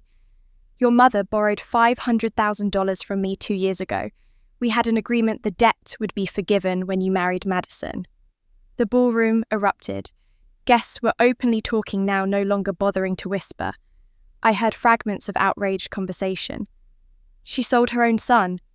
That's unconscionable. The Vanderbergs have always been predatory, and Noah stared at our mother like he was seeing her for the first time. You arranged my marriage to pay off your debt. I didn't have a choice. My mother's voice broke. When your father died, we had nothing. Medical bills, funeral costs, the mortgage, I was drowning. Victoria offered to help, and I thought Madison really loved you. I thought it would work out for everyone. You sold me, Noah said flatly. You sold me like property to pay off your debts. Victoria apparently decided offence was her best defence. This is ridiculous. Security? I want everyone who isn't family removed from this venue immediately. But this time, no security guards appeared. Instead, the venue coordinator stepped forward. Mrs. Vanderberg, several guests have expressed concerns about potential criminal activity. I've called the police to sort this out. They should be here shortly. Victoria's face went from red to white. You did what? Multiple attorneys have informed me that what's being described may constitute fraud and conspiracy. I have an obligation to report potential crimes committed at my venue. The social tide had completely turned. Where before Victoria had commanded respect and authority, now she was being looked at with suspicion and disgust. Guests who'd been impressed by her wealth and connections were backing away, distancing themselves. I stood at the entrance to the ballroom, taking it all in. Noah had discovered the truth on his own. Our mother's lies had been exposed. Victoria's scheme was unravelling in real time. And then, Noah's eyes found me across the crowded room. Everyone seemed to notice at once. The noise died down, conversations trailing off as people turned to see what Noah was looking at. All eyes followed his gaze to where I stood in the doorway, still in my simple navy dress, still wearing Bar's bracelet. Noah took a step toward me, then another. His face was wet with tears, his expression a mixture of shame, confusion, and desperate hope. Did you? His voice cracked. Did you know all this was happening? The entire ballroom waited for my answer. I could feel the weight of 150 pairs of eyes on me, see the desperate hope in Noah's face, that I would tell him I hadn't known that I was as surprised as he was. But I'd come back here to tell the truth. All of it. I walked slowly toward the front of the room, my footsteps echoing in the silence. Someone had abandoned a microphone on a nearby table, probably Madison's from her earlier attempt to shame me. I picked it up, felt its weight in my hand. Yes, I said, my voice carrying clearly through the sound system. I knew. Not everything, not at first, but I knew something was very wrong with this wedding. Noah's face crumpled, and I saw my mother start to cry. But I wasn't finished. I didn't come here today to destroy a wedding. I continued, looking directly at Noah. I came because you're my brother. I came despite years of being invisible, despite being seated at table 14 next to the kitchen, despite being told my presence would shame the family. I came because family should mean something real, not just biology and obligation. I took a breath, steadying myself. This wasn't about anger or revenge. This was about truth. I've spent my entire life being the forgotten one. The one who was cropped out of family photos at age 12. The one who was told over and over that only people who made their family proud deserved love. I learned to live without validation, to know my worth when no one else did. My eyes found my mother in the crowd. She was sobbing now, her face buried in her hands. Today, I learned things I never knew. I said, my voice softer but no less steady. I learned that my mother owed Victoria Vanderberg $500,000 debt from when Dad died that she'd been hiding for 2 years. I learned that this wedding was arranged to pay off that debt. I learned that my brother was chosen as a mark for a sophisticated scam that's been run successfully on at least 3 other families. The guests murmured some pulling out phones, to presumably research the Vanderbergs, others whispering to each other in shock. But I also learned something else today, I continued. I learned that my grandmother left me an inheritance 3 years ago, over $1 million. My mother, as executor, was legally required to notify me. She didn't. She let me think Bar had left nothing. Let me believe I had no resources while she held on to that money, planning to use it to pay off her creditors. My mother's head shot up, her eyes wide with panic. "Angela, I can explain." "I know why you did it," I said, not unkindly. "You were desperate. You were trapped. You thought you were protecting what was left of our family. But you were also protecting yourself, Mum. You couldn't stand the idea of asking me for help because you'd spent so many years making me small. How could you admit you needed the daughter you'd dismissed as worthless?" She had no answer. There was no answer that would make it better. I turned back to Noah. I didn't know all of this when I arrived today, but I knew something was wrong. And when someone who cared about our family, someone who had no obligation to help us, warned me about the Vanderbergs' pattern of behaviour, I couldn't stay silent. "Ethan," Noah said quietly.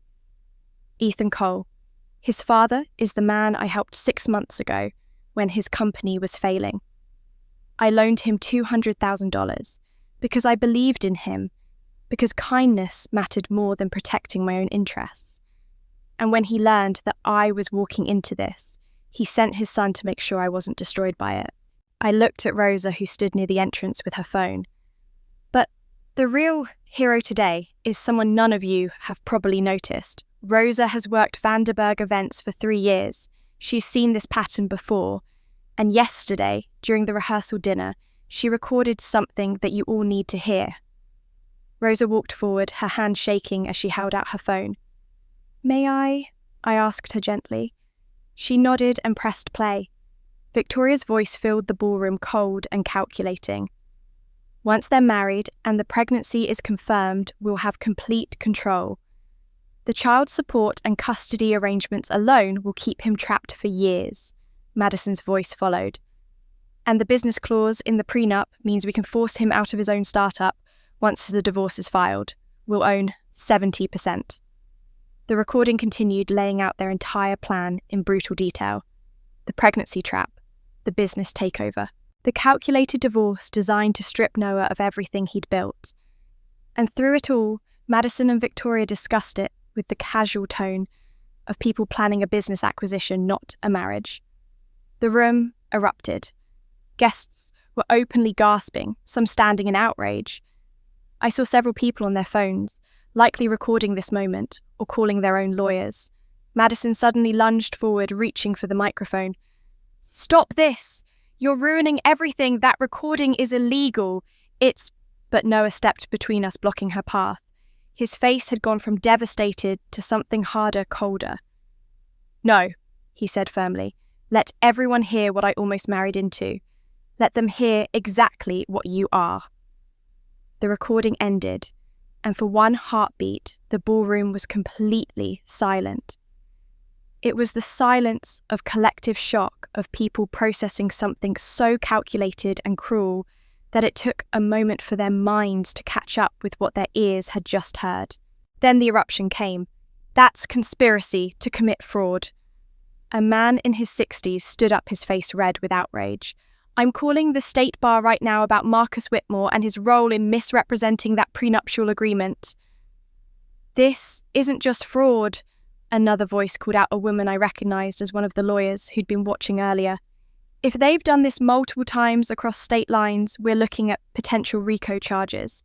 This is organised, systematic predation."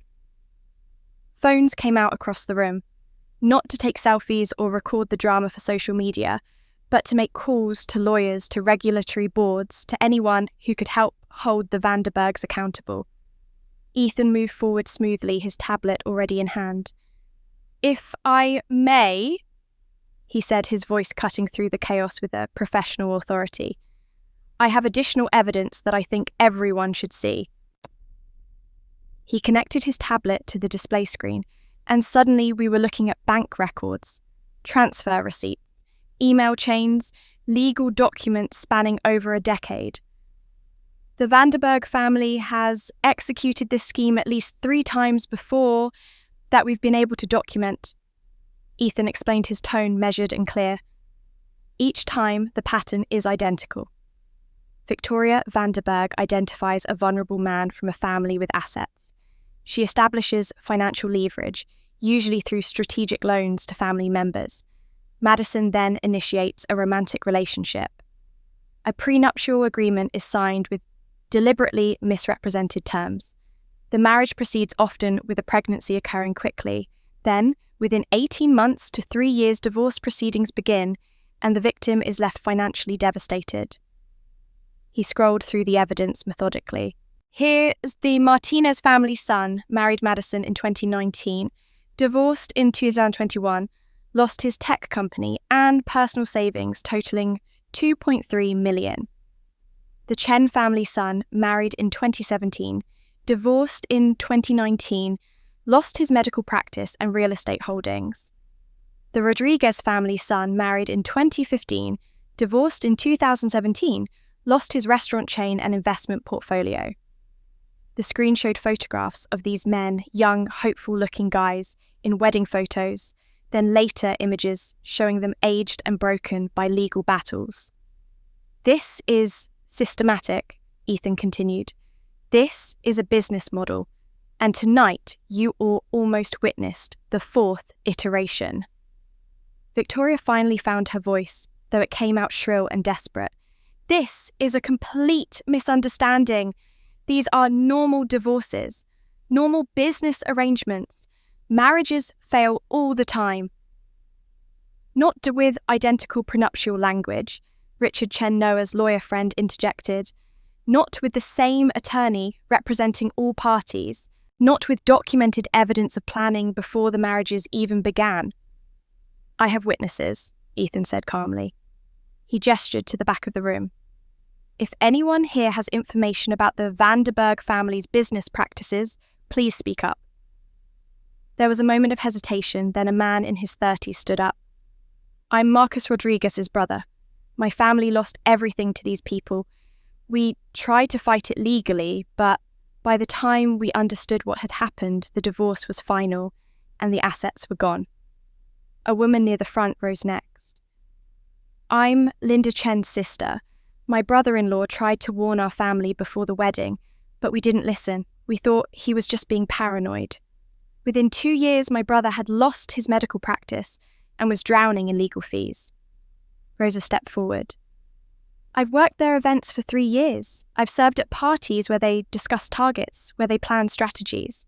I heard them refer to marriage as deals and men as investments. I've watched them treat everyone who works for them like we're invisible, like we don't matter enough to be careful around. Another server spoke up, emboldened by Rosa's courage. I worked the Martinez wedding. I heard Mrs. Vanderburg tell Madison to lock it down quickly and secure the pregnancy within 6 months. The evidence was mounting witness after witness stepping forward. The social fabric that had protected the Vanderburgs, their wealth, their connections, their carefully maintained reputation, was unravelling thread by thread. Noah stood at the front, watching it all with a mixture of horror and relief. He turned to face Madison, who was now crying, her perfect makeup running in black streaks down her face. I'm cancelling this marriage. Noah said, his voice steady despite everything. Right now, the ceremony does not proceed. The officiant, who'd been standing silently to the side, nodded. Under the circumstances, I have the legal authority to refuse to perform a marriage when fraud is evident. This ceremony is officially cancelled. Madison's crying turned to panic. Noah, please, it wasn't my idea. My mother forced me to do this. I never wanted... Shut up, Victoria hissed, grabbing her daughter's arm. Don't say anything more, not without a lawyer present. But it was too late. Madison had already admitted to being forced, already confirmed that this was a deliberate scheme, not a misunderstanding. The ballroom doors opened and 2 police officers entered, followed by the venue coordinator who'd called them earlier. The officers surveyed the chaotic scene, the broken glass, the crying bride, the crowd of agitated guests with professional assessment. "We received a call about potential fraud and conspiracy," the senior officer said. "Can someone explain what's going on here?" Multiple people started talking at once. Ethan stepped forward smoothly. "Officer, I'm Ethan Cole, attorney at law. I have documented evidence of a systematic fraud scheme involving marriage contracts, misrepresentation, and conspiracy spanning multiple states and victims. These two women," he gestured to Victoria and Madison, "are at the centre of it." The officer looked at Victoria and Madison, then at the display screen still showing evidence of previous victims. "Ms. Vanderberg, I'm going to need you both to come down to the station tomorrow morning for formal statements. And I need to inform you that you should not leave the jurisdiction while this investigation is ongoing." Victoria's face had gone from red to a sickly grey. "This is harassment. We have rights. I want my lawyer." "You're welcome to call your lawyer," the officer said calmly. "But you will be coming in for questioning. This is not optional." Madison sank into a chair, her wedding dress pooling around her like a collapsing dream. "I'm sorry," she whispered, though it wasn't clear who she was apologising to. "I'm so sorry." Guests began filing out of the ballroom, some casting sympathetic looks at Noah, others whispering among themselves about what they'd witnessed. The police officers were taking statements from Ethan and several of the witnesses who'd come forward. Madison sat, slumped in her chair, no longer the radiant bride, but a broken woman whose scheme had imploded spectacularly. And in the midst of all this chaos, my mother sat alone at a table near the front, her face buried in her hands, sobbing. For 38 years, I'd been conditioned to comfort her when she cried to make myself smaller, so she could feel bigger, to apologise for existing in ways that made her uncomfortable. Every instinct in my body told me to walk away, to let her sit with the consequences of her choices, to protect myself from more pain. But I also knew that if I left now, this wound would never heal. It would just keep festering, poisoning every interaction we might have in whatever future relationship we could salvage. I walked over to her table and sat down in the chair across from her. She looked up at me with red, swollen eyes. "Angela," she whispered. "I'm so—" "Why, Mum?" I interrupted, needing the answer before any apologies. "Why did you make me invisible my whole life? Not just today, not just with the inheritance. Why did you crop me out of family photos when I was 12? Why did you spend years telling me I wasn't good enough, wasn't special, didn't matter?" She flinched like I'd struck her. "I never wanted to hurt you." "But you did. You hurt me every single day of my childhood and most of my adult life, so I need to know why. I need the truth." My mother took a shaky breath, and when she spoke, her voice was broken. "When your father died, we had nothing. I thought we were financially stable, but he'd been hiding our debts, making investments that failed, borrowing money to maintain appearances. The medical bills alone were over $200,000. The funeral costs, the mortgage, the credit cards, I was drowning." Tears streamed down her face. Victoria approached me at the funeral. She was so kind, so understanding.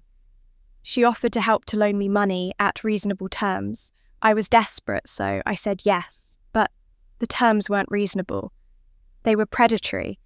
Every month I couldn't pay the interest compounded. Within a year, I owed her $500,000. I listened without interrupting, watching my mother's carefully maintained facade crumble completely.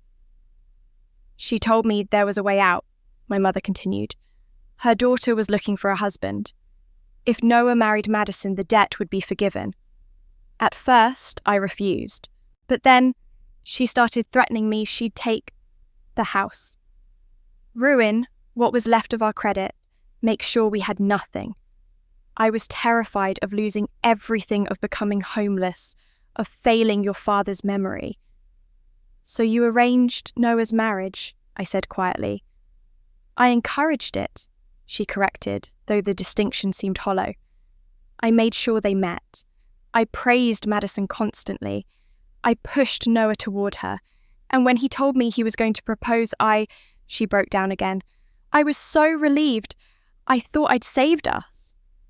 And what about me? Well, me? I asked. What about the inheritance Bar left me? You've known about it for 3 years, Mum. You were the executor. You knew I had over $1 million and you never told me. My mother's face crumpled with shame. I was scared. If you knew you had money, I thought you'd leave. You'd finally have the resources to build a life far away from us, far away from me. I'd already lost your father. I couldn't bear the thought of losing you too. The confession hit me harder than I expected. All these years I thought she'd made me invisible because she hated me because I wasn't good enough. But the truth was somehow worse. She'd made me invisible because she was terrified of losing me. So you made me small, I said, understanding flooding through me. You made me think I was worthless, that I had no options, that I needed you. You kept me trapped through shame and lies, thinking that would make me stay. I know it was wrong, she sobbed.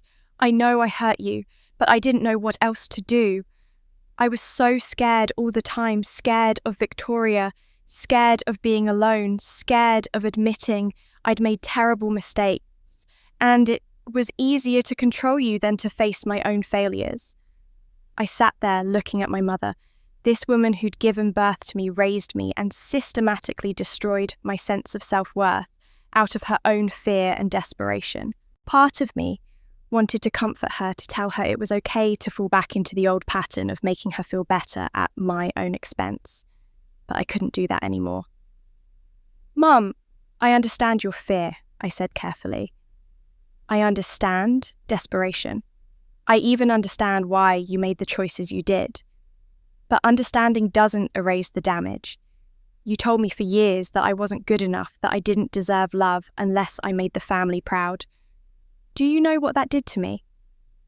Do you know how many years I spent thinking I was worthless? I'm sorry, she whispered. I'm so sorry, Angela. I forgive the desperation, I continued. I forgive the debt and the terrible position Victoria put you in.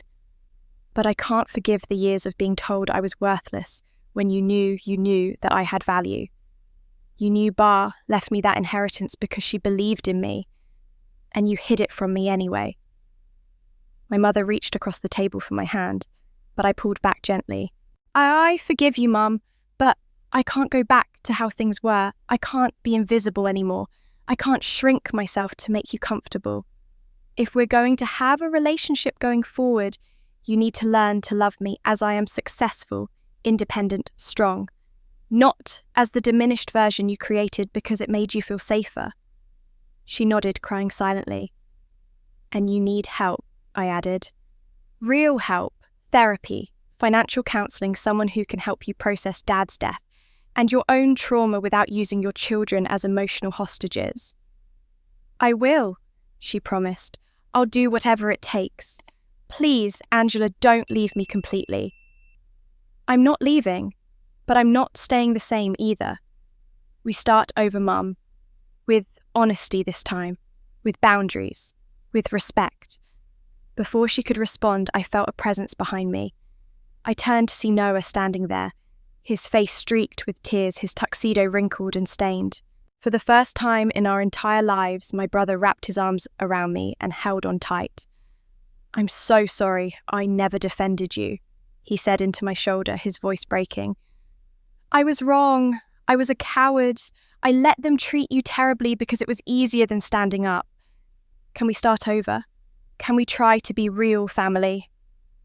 I held my brother as he cried, feeling the weight of 38 years between us, all the times he'd stayed silent, all the moments he'd looked away, all the family dinners where he'd laughed while they diminished me. But I also felt something else, the possibility of something different, something real. Yes, I said quietly. We can try. Noah pulled back, wiping his eyes. I don't deserve that. I don't deserve your forgiveness. Probably not, I agreed and saw him flinch. But I'm not doing this for you, Noah. I'm doing this for me. Because I want to know if we can build something honest, something where I'm not invisible and you're not just the golden child playing a role. We sat down together at one of the few tables that hadn't been knocked over during the chaos. The ballroom was mostly empty now, just a few stragglers and venue staff beginning the cleanup process. You were always stronger than me, Noah said after a moment. I got everything, Mom's attention, Dad's pride, everyone's expectations, and I was never happy. You had nothing, you were given nothing, and somehow you built real strength. I didn't have a choice, I said. When you're invisible, you either disappear completely or you learn to see yourself. I'm sorry, I never defended you. He looked at me directly. I told myself I was staying neutral, that I wasn't part of it. But silence is a choice too. Every time I didn't speak up, I was choosing them over you. It was the first time he truly acknowledged it, and something in my chest loosened slightly. Before we could say more, I saw Caroline Bennett, approaching the woman who'd spoken to me earlier when Ethan first arrived, when I'd briefly been visible and valued. Angela, she said warmly, I wanted to apologize before I left. I misjudged you terribly when you first arrived. I assumed things based on appearances and your family's treatment of you. I'm sorry. Other guests had paused nearby, and I realized several of them were waiting to say similar things. The social tide had turned completely, where before they'd looked at me with dismissal or pity. Now they looked at me with respect and guilt. Thank you, I said to Caroline, but I don't need apologies to know my worth. I already know I deserve respect. The words came out more powerfully than I'd intended, and I saw Noah's eyes widen slightly. This was new for him, seeing his sister not grateful for scraps of validation, but claiming her value as a given. Caroline smiled. You're absolutely right. Well, if you're ever interested in discussing investment strategies for the foundation I mentioned earlier, please do reach out. She handed me a business card, and I could tell this time the interest was genuine. As the remaining guests trickled out, Rosa approached our table. She changed out of her server uniform into regular clothes, presumably heading home after the longest shift of her life.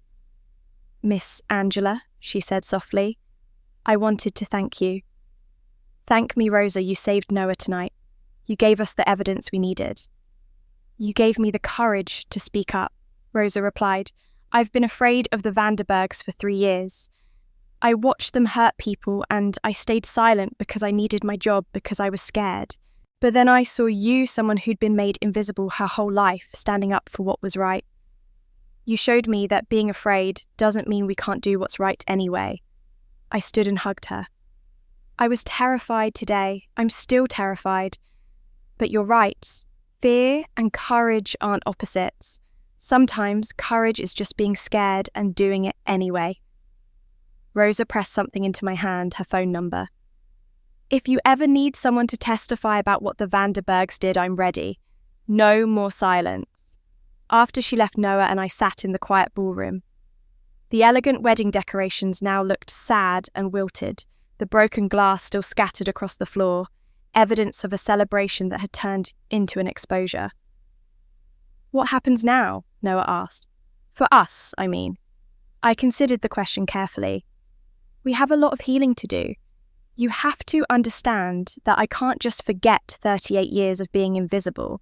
And I can't trust you, yet trust is earned through action, not promises. I understand. But I'm willing to try if you are, I continued. Real family starts with honesty, with seeing each other clearly. You need to understand who I really am, not the failed office worker you thought I was, but the person I actually am. And I need to see if you're willing to be more than the golden child who goes along with whatever keeps the peace. Noah nodded. I think I need help.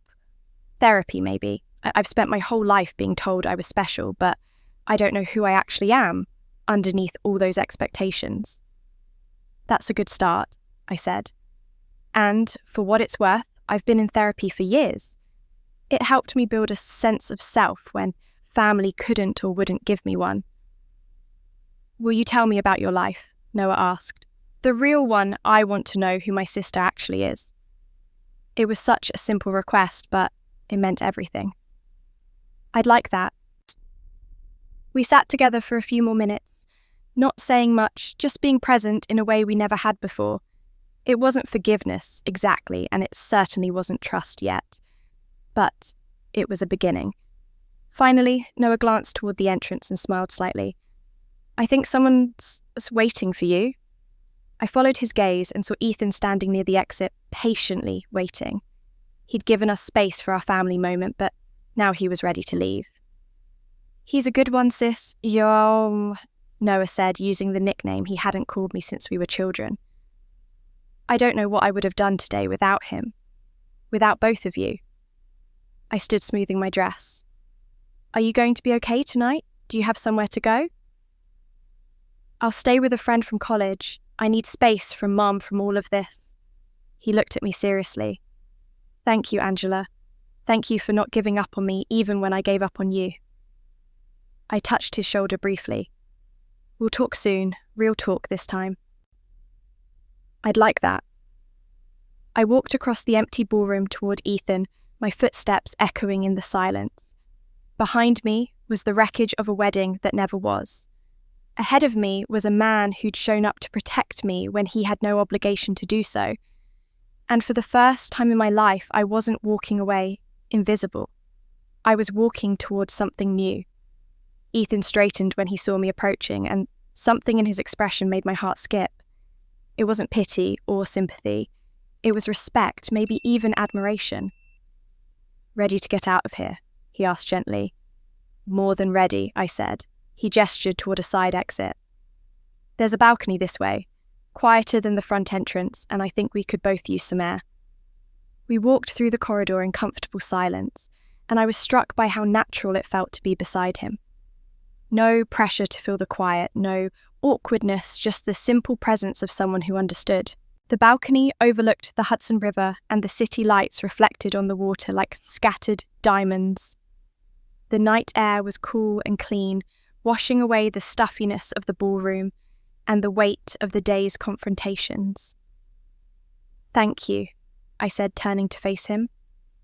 For everything you did today. For showing up, for standing beside me, for having the evidence I needed. I don't know what would have happened to Noah without you. Ethan shook his head slightly. You saved yourself, Angela. I just stood beside you while you found your voice.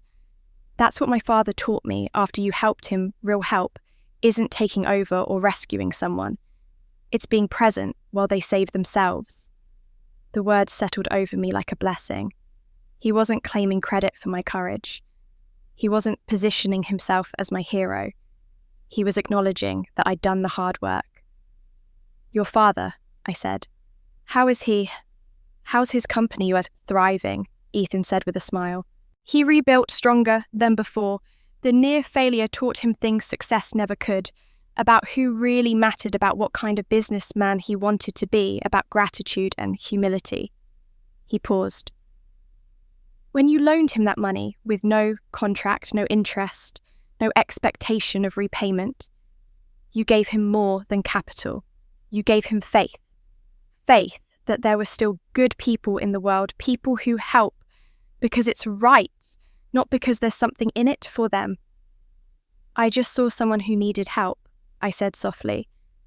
Exactly. You saw him when everyone else was turning away. You believed in him when banks and investors had written him off. Ethan's voice was warm. Do you know what he said when he found out you were walking into this wedding today? He said, the woman who saved me when I had nothing deserves someone to stand with her when she has everything on the line. I felt tears prickling my eyes again, but these were different from the tears I'd shed earlier. These were tears of being truly seen, truly valued. I understand what it's like, Ethan continued, looking out over the river. Being underestimated, dismissed as told you're not enough. When my father's company was failing people, I'd known my whole life colleagues, friends, even some families stopped returning calls. They saw failure and assumed it was contagious. My father and I had to rebuild from nothing, not just financially, but emotionally. We had to learn who we were when we couldn't rely on success, or status to define us. And who were you? I asked. He smiled, stronger than we thought, more resourceful, better at reading people's character because we'd seen who stayed and who left when things got hard. He turned to look at me directly. That's why my father knew your character when he told me about you. Because kindness, when someone has nothing to offer in return, that's the truest measure of who someone really is. We stood in comfortable silence for a moment, both processing the extraordinary day we'd shared. I know today was overwhelming, Ethan said finally, his tone shifting to something more personal. You've been through emotional warfare with your family, confronted decades of pain and completely upended your life in about 8 hours. I laughed despite myself. When you put it that way, it sounds exhausting. It was exhausting, he said seriously, which is why I want to be very clear about something. I'm not trying to be your hero or your rescuer or the solution to your family problems. You don't need any of those things. You're perfectly capable on your own. Then what are you trying to be? I asked, curious. I'd like to take you to coffee sometime, he said simply. Not because you helped my father and I owe you. Not because we went through something dramatic together today, just because I want to know you better. The real you, the senior investment advisor who loans strangers money, the woman who writes truths in a journal to remember her worth, the sister who fights for family even when family doesn't fight for her. He paused, making sure I was hearing him. When you're ready, no pressure, no expectations, just coffee and conversation with someone who'd like to get to know Angela Stewart, not the invisible daughter or the successful professional or any other role. Just you. Something in my chest loosened, something I hadn't even realized was tight. He wasn't rushing me. He wasn't assuming that shared trauma created instant intimacy. He was respecting my pace, my space, my autonomy. And that respect meant more than any grand romantic gesture could have. I'd like that, I said, and I realized I was smiling, genuinely smiling for the first time all day. I really would. Good, Ethan said, returning the smile. Give yourself time to process today, to rest, to figure out what comes next with your family. Then, when you're ready, call me, and we'll get that coffee. He handed me his business card, and I noticed it wasn't his work card with the firm's logo. It was a simple, personal card with just his name and phone number. No pressure, he repeated. Just possibility. My phone buzzed in my clutch purse, startling us both. I pulled it out and saw a work email notification from my senior partner at Richardson & Associates. Emergency board meeting Monday 9 a.m. regarding 50/50 Maljor's acquisition offer. Need your expertise on due diligence and valuation. This is the Harrington Tech Deal Your Territory. Hope you had a good weekend. I stared at the email, then started laughing. I couldn't help it. Here I was after the most emotionally devastating and transformative day of my life, and my boss was casually hoping I'd had a good weekend while asking me to handle a $50 million deal. What's funny? Ethan asked, concerned. Life, I said, showing him the email. Life continues. I just exposed my family's darkest secrets, confronted decades of trauma, and prevented my brother from marrying a predator. And on Monday morning, I have to be at a board meeting to discuss acquisition strategies. Ethan read the email and smiled. The Angela Stewart, who walks into that board meeting Monday, is going to be very different from the one who would have gone last week. He was right. Last week, I would have attended that meeting as I always did, competent professional, but still carrying the voice in my head that said I wasn't good enough, that I had to prove my worth, that I was somehow less than I appeared. But that voice was quieter now. Maybe not gone healing doesn't happen that fast, but quieter. Yes, I agreed. She will be different.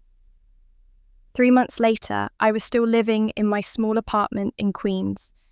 Sarah had asked me more than once why I hadn't moved to a luxury high-rise in Manhattan, now that I had access to my grandmother's inheritance.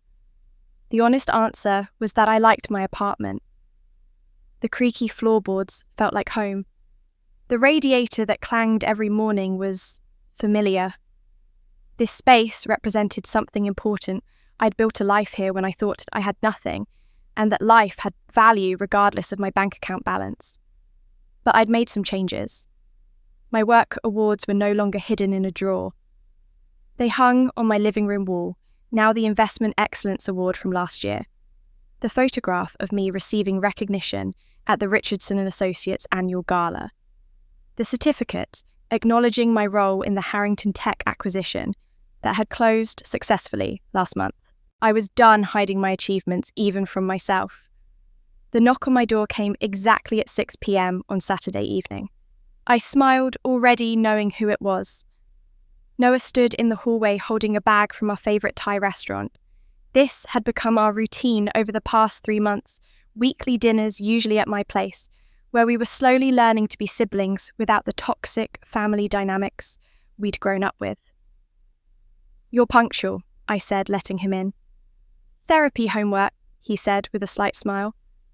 "Dr. Chen says consistency and reliability are how you rebuild trust." He'd been seeing a therapist twice a week since the wedding, working through what he called golden child syndrome, the realization that he'd spent his entire life performing a role rather than developing an authentic identity. We sat at my small kitchen table, dividing pad thai and spring rolls between us. "How was your week?" I asked. "Strange," Noah admitted. "I had coffee with Madison." I nearly dropped my fork. "You what?" She reached out through her lawyer, said she wanted to apologize in person. He looked uncomfortable. I know it sounds crazy, but I needed to hear what she had to say. And she's in therapy too, intensive treatment actually. Turns out Victoria has been controlling her life since she was a teenager, grooming her to be the perfect weapon for these marriage scams. Noah shook his head. "I'm not excusing what she did. She's still responsible for her choices. But I understand better now why she made them." "That's mature of you," I said carefully. "Dr. Chen says forgiveness isn't about excusing harm. It's about releasing the hold someone's actions have on your life." He met my eyes. "Kind of like what you did with Mum. You forgave her, but you didn't go back to being invisible." We ate in comfortable silence for a moment, the kind of silence that felt companionable rather than awkward. "Speaking of Mum," Noah said finally, "how was coffee this week?" I smiled slightly. "Better, still hard sometimes." She started to criticize my outfit, the old habit, but then she caught herself. She apologized and asked about work instead. My mother and I met every Thursday morning at a cafe near her house. She was in therapy too, working through her grief about my father's death and her own patterns of control and diminishment. Some weeks were good.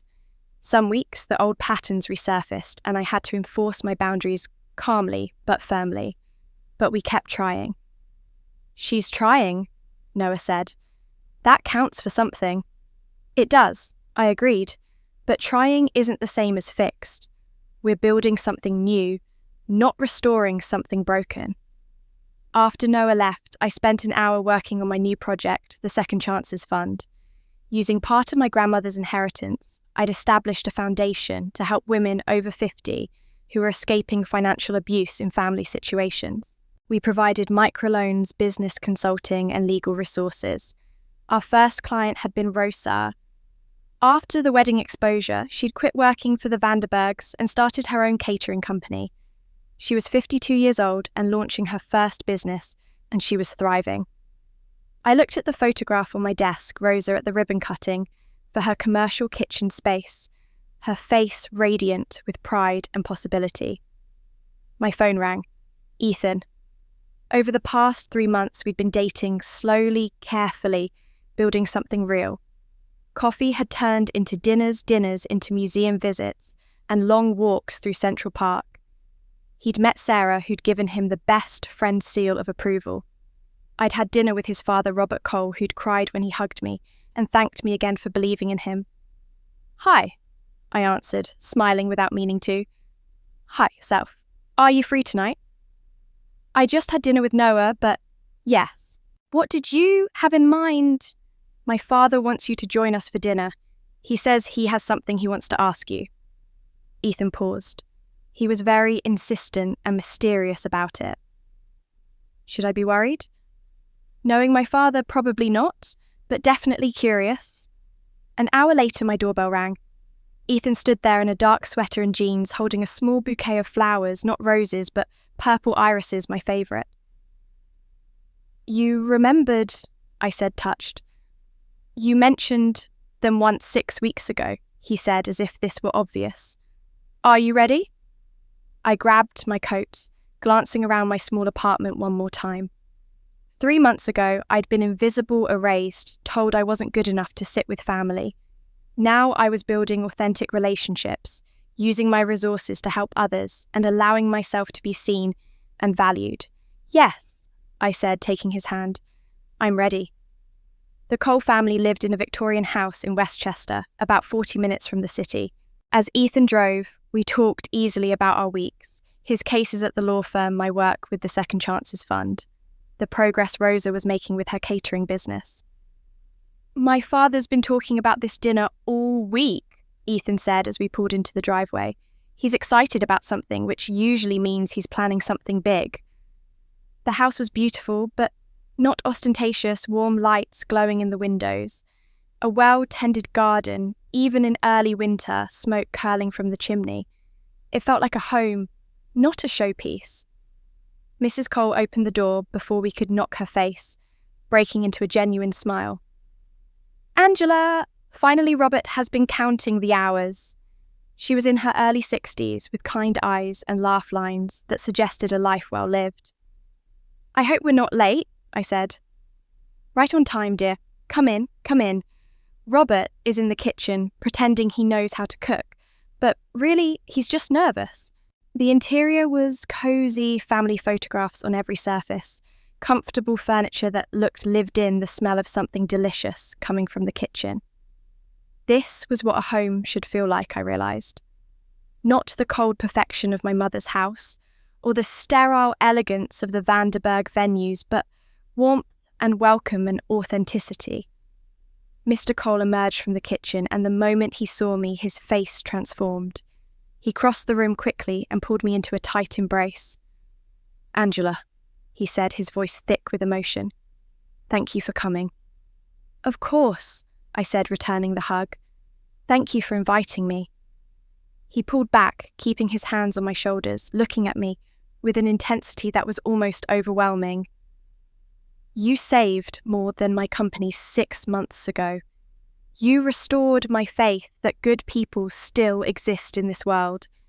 You gave without expecting anything in return, without contracts or guarantees, or even knowing my name. You taught me what real success means. I just saw someone who needed help, I said softly, the same thing I told Ethan months ago. Exactly, Mr. Cole said. You just helped. No calculation, no agenda, just pure kindness. Do you know how rare that is? Dinner was pot roast and vegetables, simple and delicious, served at a table set with mismatched chairs and dishes that clearly had stories. Mrs. Cole told me about each piece this plate from their honeymoon in Italy, that serving bowl from Ethan's grandmother, the tablecloth hand-embroidered by a friend. We talk about you often, Mrs. Cole said as she passed the potatoes. You're already part of this family, Angela. After dinner, she brought out photo albums. I hope you don't mind indulging an old woman's nostalgia, she said with a smile. As she flipped through the pages, I saw the Cole family history, Ethan as a baby family, vacations, holiday celebrations. But then I noticed something odd in the more recent photos. There were pictures from the past 3 months. Thanksgiving dinner, a family gathering, what looked like Mr. Cole's birthday party, and in each one there was a deliberately empty chair. Mrs. Cole saw me notice. We've been saving that space, she said simply, reserved for Angela. My throat tightened. In the corner of one photo I could see actual text written reserved for Angela. You didn't have to I started. We wanted to... Cole interrupted. Family isn't just about biology or legal obligations. It's about who shows up when it matters. You showed up for me when I was a stranger. You showed up for your brother when your whole family had turned against you. You show up. He paused. We want you to know you always have a place here. No pressure, no expectations, just a space that's yours if you want it. I had to blink back tears. This was what I'd been missing my whole life. Not grand gestures or performative love, but simple, steady inclusion. A chair held for me, a space reserved. Thank you, I whispered. McCall cleared his throat suddenly businesslike. Which brings me to why I asked you here tonight. I have a proposal. Ethan and his mother exchanged knowing looks, clearly in on whatever this was. My company has recovered, Mr. Cole began. More than recovered, we're thriving. But that success means nothing if I don't use it to help others the way you helped me. He leaned forward. Angela, I want to start a venture capital fund, specifically focused on investing in people who've been systematically overlooked. Women, entrepreneurs, minority-owned businesses, anyone who's been dismissed because they don't fit someone's narrow definition of worthy. That sounds wonderful, I said, genuinely excited. I want you to be my partner in this, he said directly, not as a consultant or advisor, but as an equal partner, 50-50 ownership. You bring your investment expertise and your understanding of what it means to be invisible. I bring capital and business networks.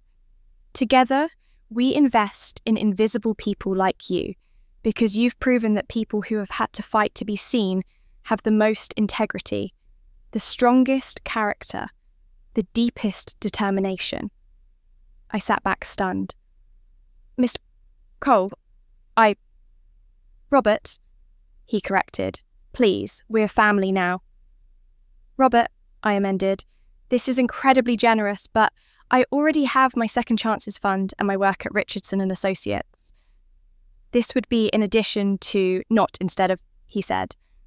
The Second Chances Fund helps individuals escape bad situations.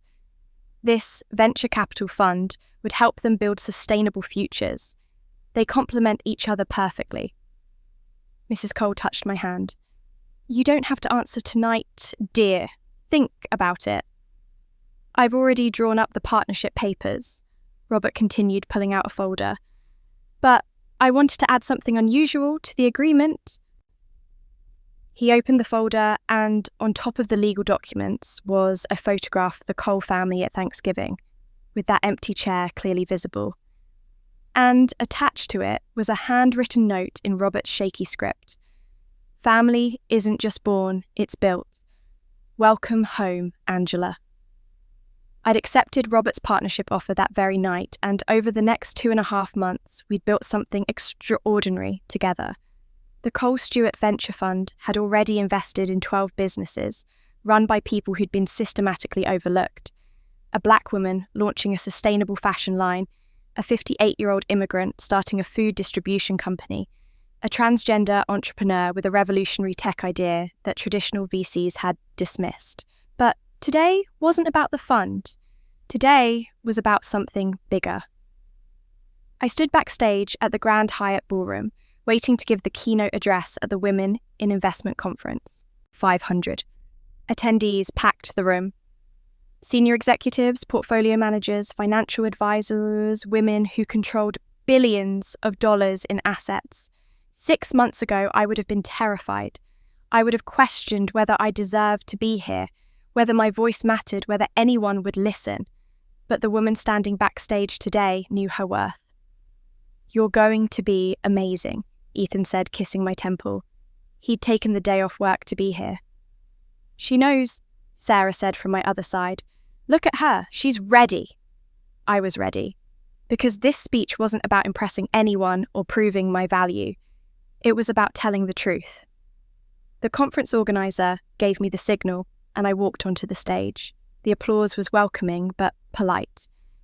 They didn't know me yet, didn't know my story.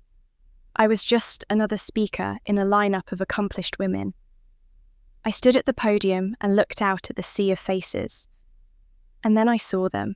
Front row, Centre Noah and my mother sitting together. Behind them, Robert and Mrs. Cole, their faces beaming with pride. Third row, Rosa in her first business suit, her catering company now employing 6 people. Scattered throughout colleagues from Richardson and Associates, who'd worked with me for years without knowing my full story.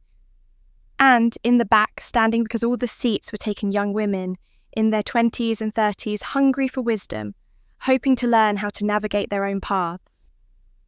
My whole life, I was invisible. I began my voice steady and clear. Not because I wasn't bright enough, not because I wasn't capable enough, but because I believed what others said about my worth.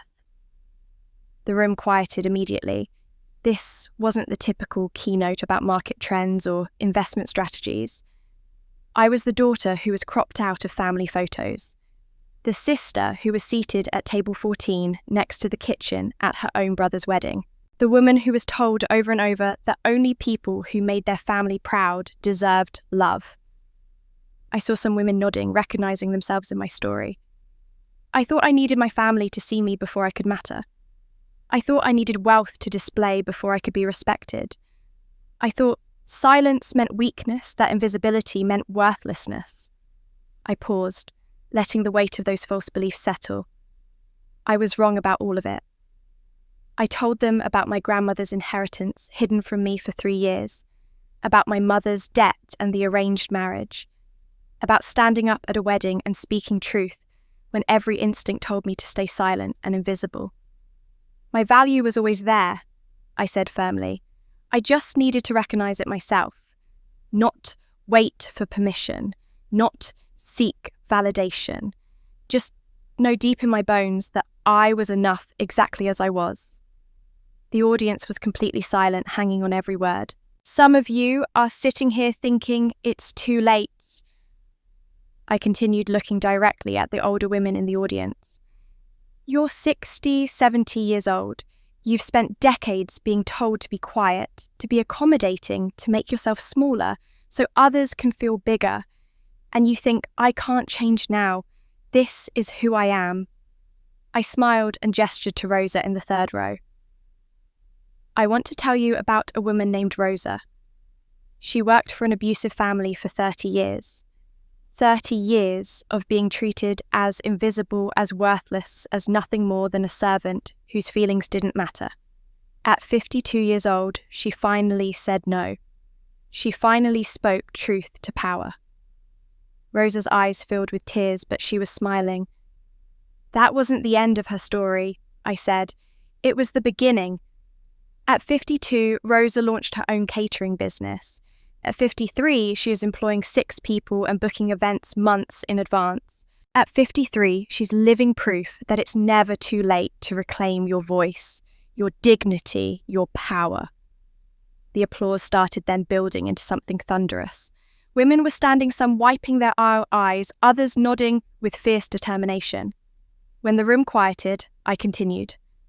I'm not telling you this to celebrate myself. I'm telling you because every woman in this room has been made to feel small at some point. Every woman here has been dismissed, underestimated, told she wasn't enough. I looked around the room, making eye contact with as many women as I could. But your worth isn't determined by who sees you. It's determined by who you are when no one is watching, by the kindness you show when there's nothing in it for you, by the integrity you maintain when it would be easier to compromise. I told them about loaning Robert Cole $200,000 with no contract, no guarantee, just trust. That act of kindness came back to me in ways I never could have anticipated. Not because I expected repayment, but because authentic goodness creates authentic connections. I talked about the Second Chances Fund and the Cole Stewart Venture Fund.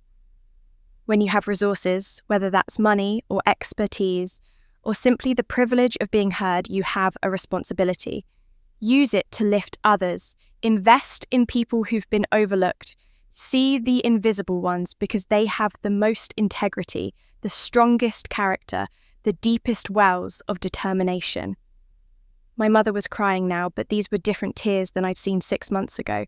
These were tears of recognition, of pride, maybe even of healing. Noah sat beside her, his hand on her shoulder, and when our eyes met, he smiled at me with genuine love. Family isn't just biology, I said, looking at the Cole family in the audience. Family is who shows up, who stands beside you, who holds space for you even when you can't hold it for yourself. Some of the people I love most in the world aren't related to me by blood. They're related to me by choice, by loyalty, by shared values, and mutual respect. I was wrapping up when I saw her, a young woman, maybe 25, standing in the back, with tears streaming down her face. Something in her expression reminded me of myself, at that age, lost and invisible and desperate to matter. So, I'll leave you with this, I concluded. Your value exists whether anyone acknowledges it or not. Your voice matters whether anyone listens or not. Your worth is inherent, not earned. And it's never, ever too late to stand up and claim the life you deserve. The standing ovation was immediate and overwhelming. 500 women on their feet, applauding not just my speech, but their own strength, their own journeys, their own hard-won wisdom. I looked out at the faces. I loved Ethan with pride in his eyes. Sarah crying, happy tears. Robert and Mrs. Cole beaming like proud parents, Rosa standing tall in her new business suit, my mother slowly standing to join the applause, Noah clapping with genuine enthusiasm. And in that moment, I understood what Bar had meant when she wrote, "You have always been enough." I had always been enough. I just finally believed it. After the speech, as people crowded around to shake my hand and share their own stories, the young woman from the back of the room approached. She was trembling, her face blotchy from crying. "Excuse me," she said quietly. "I'm sorry to bother you, but your story is my story. My family treats me the same way. They make me invisible, they tell me I'm not good enough, and I don't know how to stop believing them." Her voice broke. "Can you help me? I don't know how to start standing up for myself." I took her hands in mine, seeing myself in her desperate eyes. "Yes," I said simply, "I can help you. What's your name?" "Maya," she whispered. "Maya, let me tell you something important." 18 months after the wedding that never was, I sat in my office at Richardson & Associates on a bright Tuesday morning watching Maya review a business plan for her first independent venture. The young woman who'd approached me, crying at the conference 6 months ago, was barely recognisable now. She sat straighter, spoke with more confidence, and most importantly, she'd moved out of her parents' house and into her own apartment, a small studio much like the one I still lived in by choice. "This section here," I said, pointing to her financial projections. "You're undervaluing your time." "Why?" Maya flushed slightly. "I don't want to seem greedy or demanding." "Charging what you're worth isn't greedy," I said firmly. "It's honest. If you don't value your expertise, no one else will either." She nodded, making notes. This was what our mentorship looked like. Not grand gestures or financial bailouts, but teaching tools for self-advocacy, helping her recognise her own worth, standing beside her while she learned to stand up for herself. "I'll help you, Maya," I told her that day at the conference. "But you have to understand something crucial. You have to be the one who stands up for yourself. I can give you resources, advice, encouragement, but I can't save you. You have to save yourself. I'll stand beside you like someone once did for me. That's all anyone can really do." And she'd done the work. 6 months of therapy, difficult conversations with her family, boundary setting that had cost her some relationships, but gained her peace. She was building a life on her own terms now. My office walls told the story of the past year and a half. The awards I'd once hidden were displayed prominently, not out of ego, but as a reminder that achievements deserved to be acknowledged. Beside them hung photographs that mattered more than any professional recognition. Rosa, cutting the ribbon at her catering company's expansion, She now employed 12 people and had contracts with 3 major venues. Beside that, photos of 3 other women from the Second Chances Fund: Janet, who'd escaped a financially abusive marriage at 62 and started a consulting business; Ling, who'd left a controlling family situation at 55 and was now a successful real estate agent; Mariah, who'd rebuilt her life at 48 after her family had stolen her inheritance. And there, in the centre, a photo from Thanksgiving 2 months ago. The Cole family gathered around their table: Robert and Miss Cole, Ethan, and me. But also Noah, looking healthier and more grounded than I'd seen him in years, and my mother sitting a bit apart, but present, trying. The empty chair was gone. I'd taken my place. "How's your family handling your independence?" I asked Maya as she finished her revisions. She grimaced. "My mother called me selfish last week, said I was abandoning them by moving out." "And what did you say?" "I told her that loving myself wasn't abandoning her, that I could be her daughter without being her emotional support system." Maya looked up at me. It was the hardest thing I've ever said. "I'm proud of you," I said simply, and watched her eyes fill with tears of relief. She had been waiting for someone to tell her that standing up for herself wasn't wrong. My phone buzzed with a text from Ethan. "Dinner tonight? I have news." I smiled, replying quickly, "Yes, I have news too." The past 18 months with Ethan had been a revelation. We'd built something real, not rushed or born from drama, but developed slowly through honesty, respect, and genuine partnership. He knew all of me now: the invisible daughter, the successful professional, the woman who still sometimes struggled with feeling worthy of love. And he stayed anyway, not to rescue me, but to walk beside me. My news was about the Cole Stewart Venture Fund. We'd just closed a deal to invest in a technology company run by 3 women in their 50s who'd been turned down by every traditional VC firm. Their innovation would change healthcare accessibility for rural communities, but no one had believed in them until we did. His news, I suspected, was something more personal. I'd seen the way he looked at me lately, the way his parents had started asking subtle questions about my thoughts on the future. But whatever came next, I knew I was ready for it. After Maya left, I sat alone in my office for a moment, looking at the city skyline through my window. People often asked me if I regretted what had happened, the years of being invisible, the pain of family rejection, the public humiliation at Noah's wedding. The answer was always no, because without those years of darkness, I wouldn't know how strong I am. Without being made invisible, I wouldn't have learned to see myself clearly. Without the wound of family rejection, I wouldn't know how to help others heal from similar pain. My grandmother had left me money over $1 million that had been hidden from me for years. But that wasn't the real inheritance. The real inheritance was in her letter, in the words she'd written, knowing I would need them someday. "You have always been enough." Bar had seen my worth when no one else did, including myself. She'd known that someday I would need proof that I mattered, that I was valuable, that I deserved love and respect and visibility, and she'd given me that proof in the form of trust. Trust that I would use her gift wisely, that I would help others, that I would remember where I came from and lift others up. I touched the bracelet on my wrist, the one I'd almost given up the night of the wedding. It was warm against my skin, reminder of unconditional love. My desk phone rang my assistant, letting me know my 2:00 appointment had arrived. Another entrepreneur, another person who'd been systematically overlooked, another opportunity to invest not just money, but belief. Before I went to the conference room, I pulled out the small leather journal I'd carried for years. The same one where I'd written "Things I Know Are True" on the night of the wedding.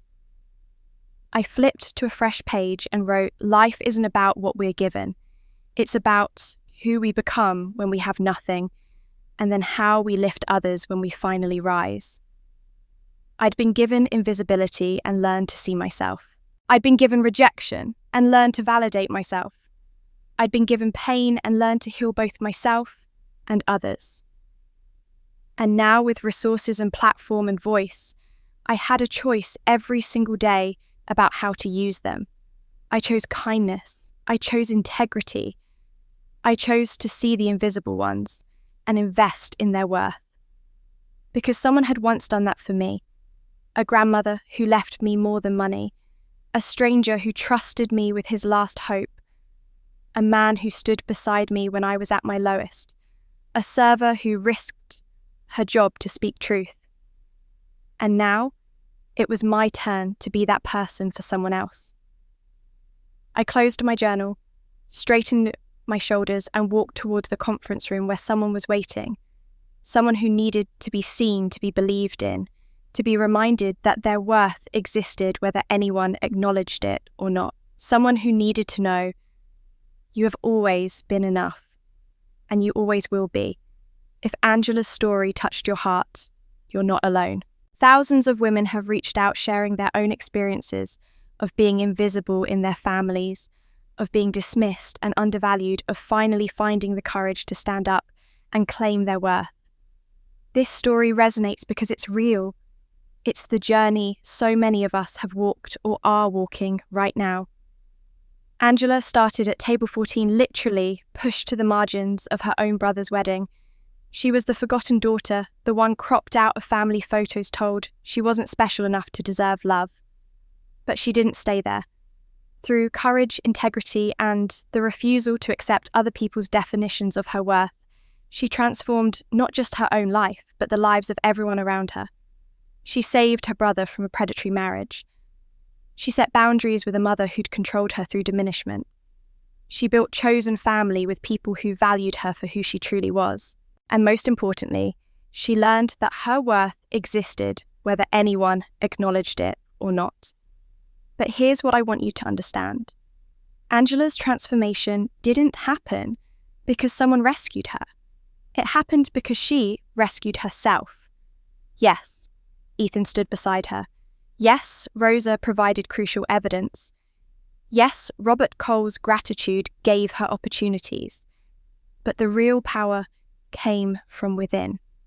It came from that moment when Angela decided she would no longer be invisible, would no longer shrink herself to make others comfortable, would no longer accept crumbs when she deserved the whole feast. That power exists in you too, right now, wherever you are, whatever family dynamics you're navigating, whatever voices are telling you you're not enough. I want you to know something. You are enough. You have always been enough. Your value doesn't come from being seen by people who refuse to look. It comes from seeing yourself clearly and refusing to unsee what you know to be true. Maybe you're the invisible daughter like Angela was. Maybe you're being pressured into relationships or decisions that don't serve you. Maybe you've been told for so long that you don't matter that you've started to believe it. Whatever your story is, I want you to know that it's never too late to stand up. It's never too late to set boundaries. It's never too late to claim your voice and your power and your dignity. Rosa was 52 when she finally said no to abuse and started her own business. Janet was 62 when she left a financially abusive marriage and launched a consulting career. Angela was 38 when she stopped being invisible and started being undeniable. Your age doesn't matter. Your history doesn't matter. What matters is the choice you make today about who you're going to be and what you're going to accept. Now I want to hear from you because your story matters just as much as Angela's. Have you ever been made to feel invisible in your own family? Have you had to choose between keeping the peace and standing up for yourself? Have you discovered that people you trusted were manipulating you? Share your experience in the comments below.